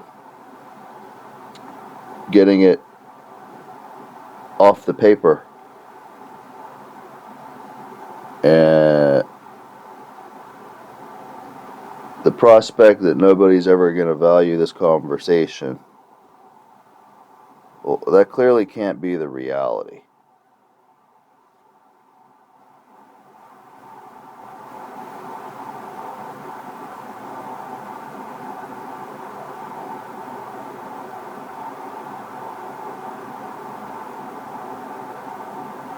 If somebody told me everyone of the planet, mostly, has suspected somebody has been literally sabotaging everything for some point,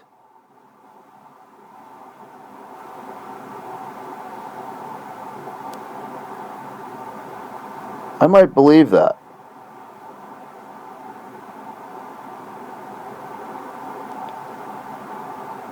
But I know the first thing when that becomes pollinated is what my hands are is going to be real clear to somebody.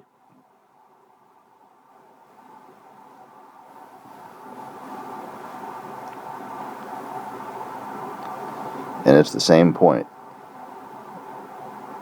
Right back to where we started.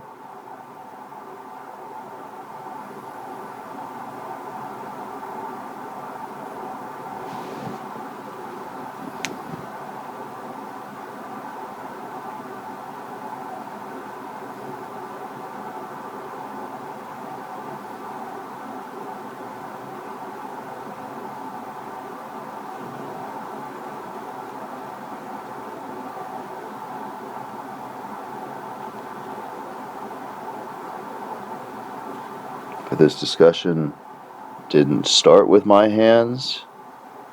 It isn't going to finish with my hands. And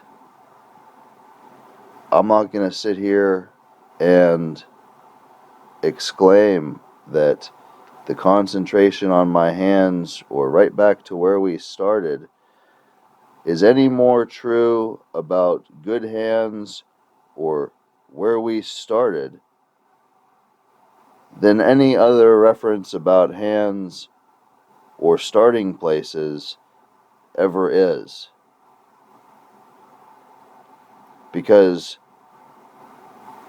there is no way in hell anybody ever started here.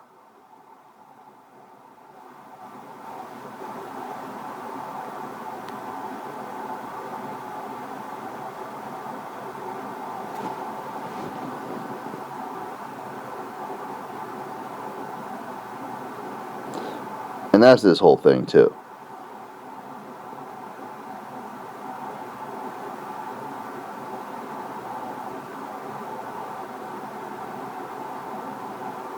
So,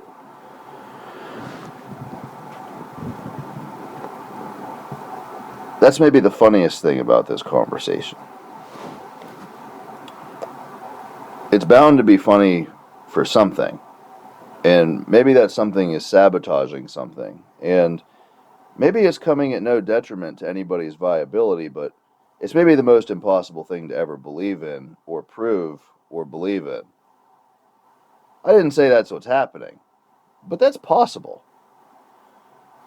It's maybe funny because there's no way in hell anybody ever started here.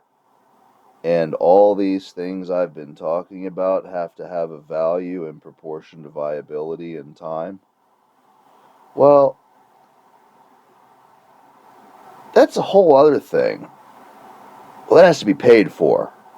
And it's got to function paid for in proportion to what is achieved or possible or dropped or eliminated or a part of something in proportion to all these variable specificities. Something has to pay for that whole other thing.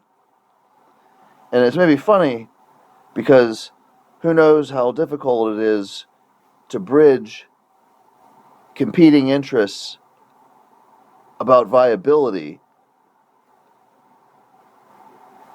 and yet any of the things preserved about this conversation's content aren't paid for by competing interests.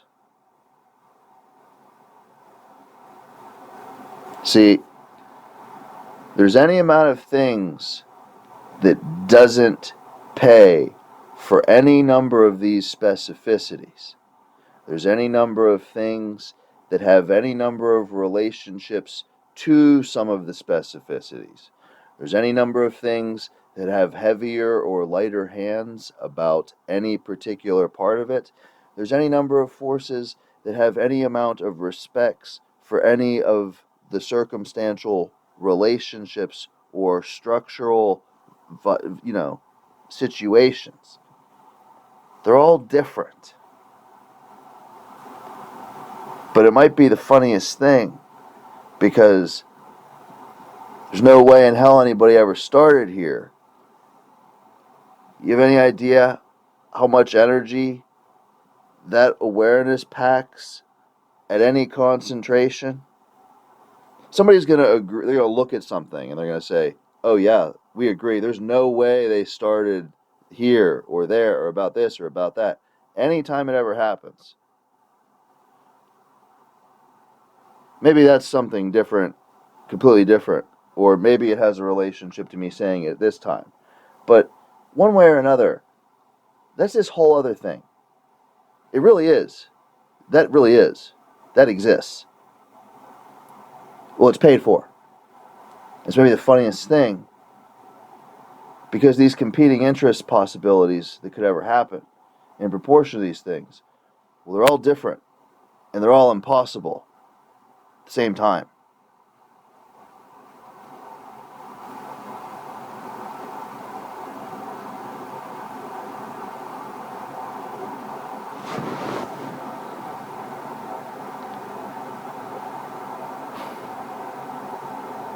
Anyway, there's troves of specificities in realities that would ever stick out in proportion to any amount of intrigue to represent or claim any of these variable dimensions. And in the face of that is maybe impossibly difficult for anybody to singly consider it theirs. And yet, it's clearly delicate, near to lineage.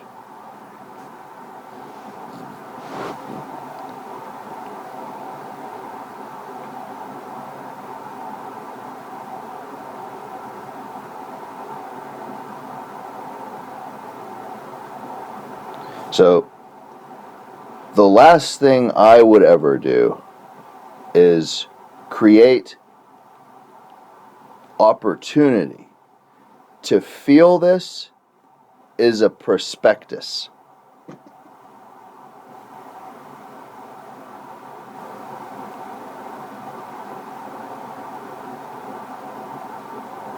Because viability's solutions for dead weight are the antithesis to prospectus.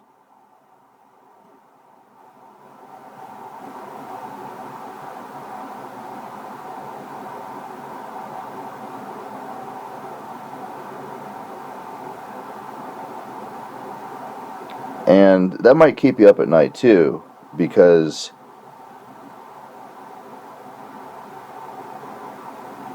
what would you let your kids get away with?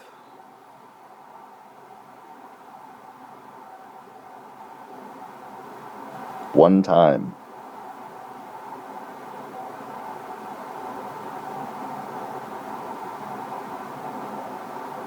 I see you're entertaining prospectus at viability one time.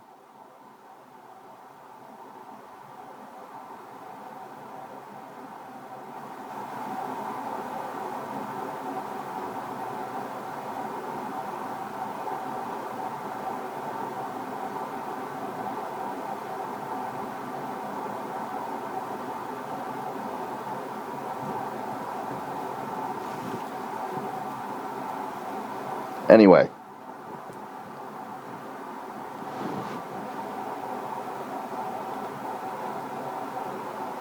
that's maybe the most difficult piece of the puzzle to fit,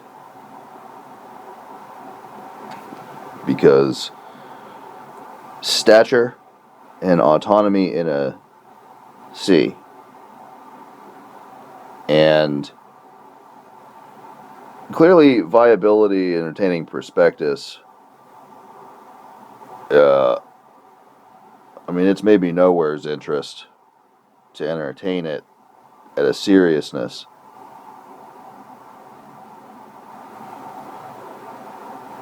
Depending.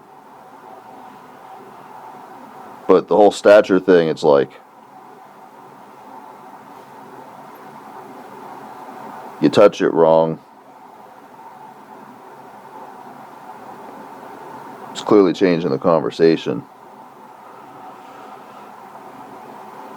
But if it were your world, would you want to be a victim of a prospectus?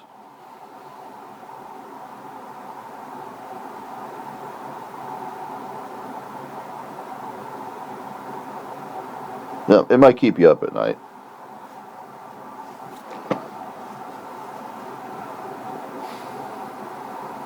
And then, you know, you have a theory about stature, but you might also have a theory about pay grading.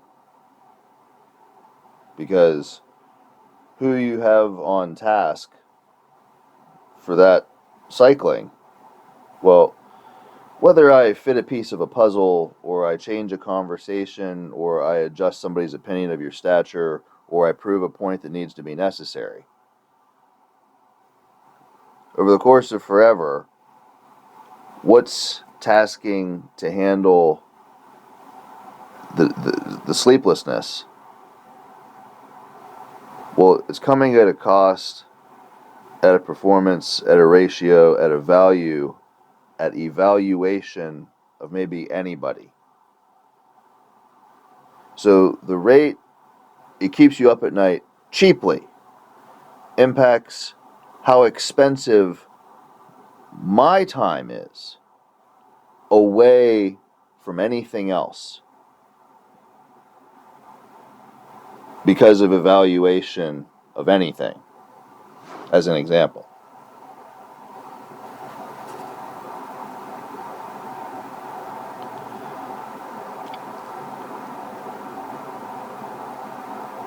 So it's maybe the hardest piece of the puzzle to fit.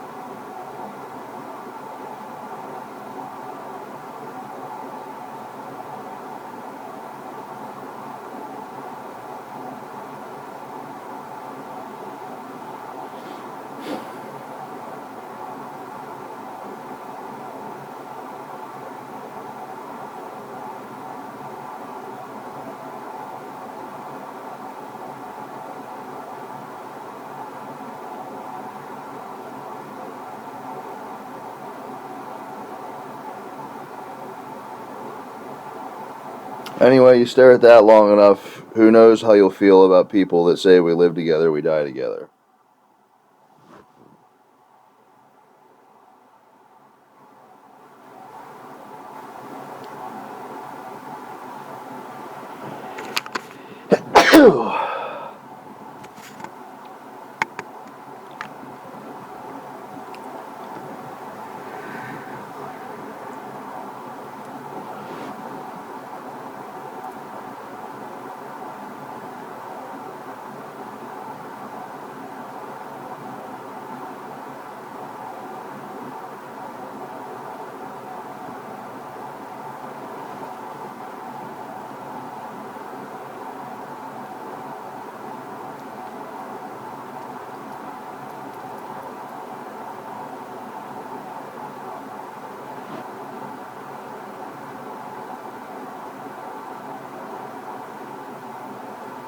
And to be honest,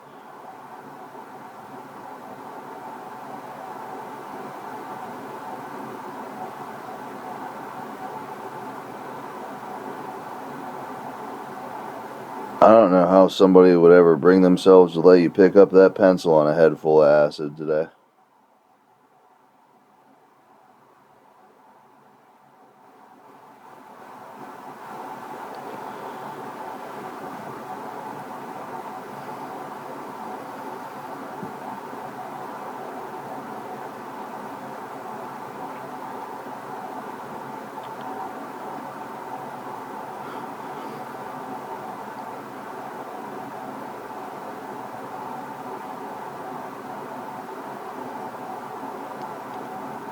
So yeah, Spectrum's going to be real difficult.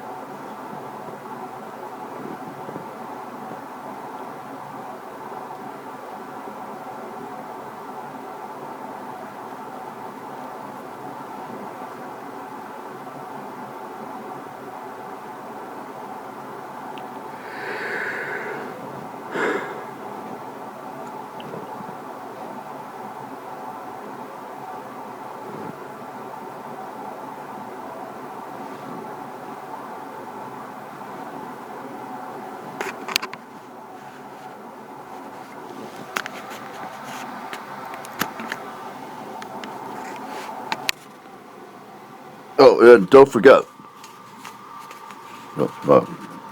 Yeah, well, we hold things.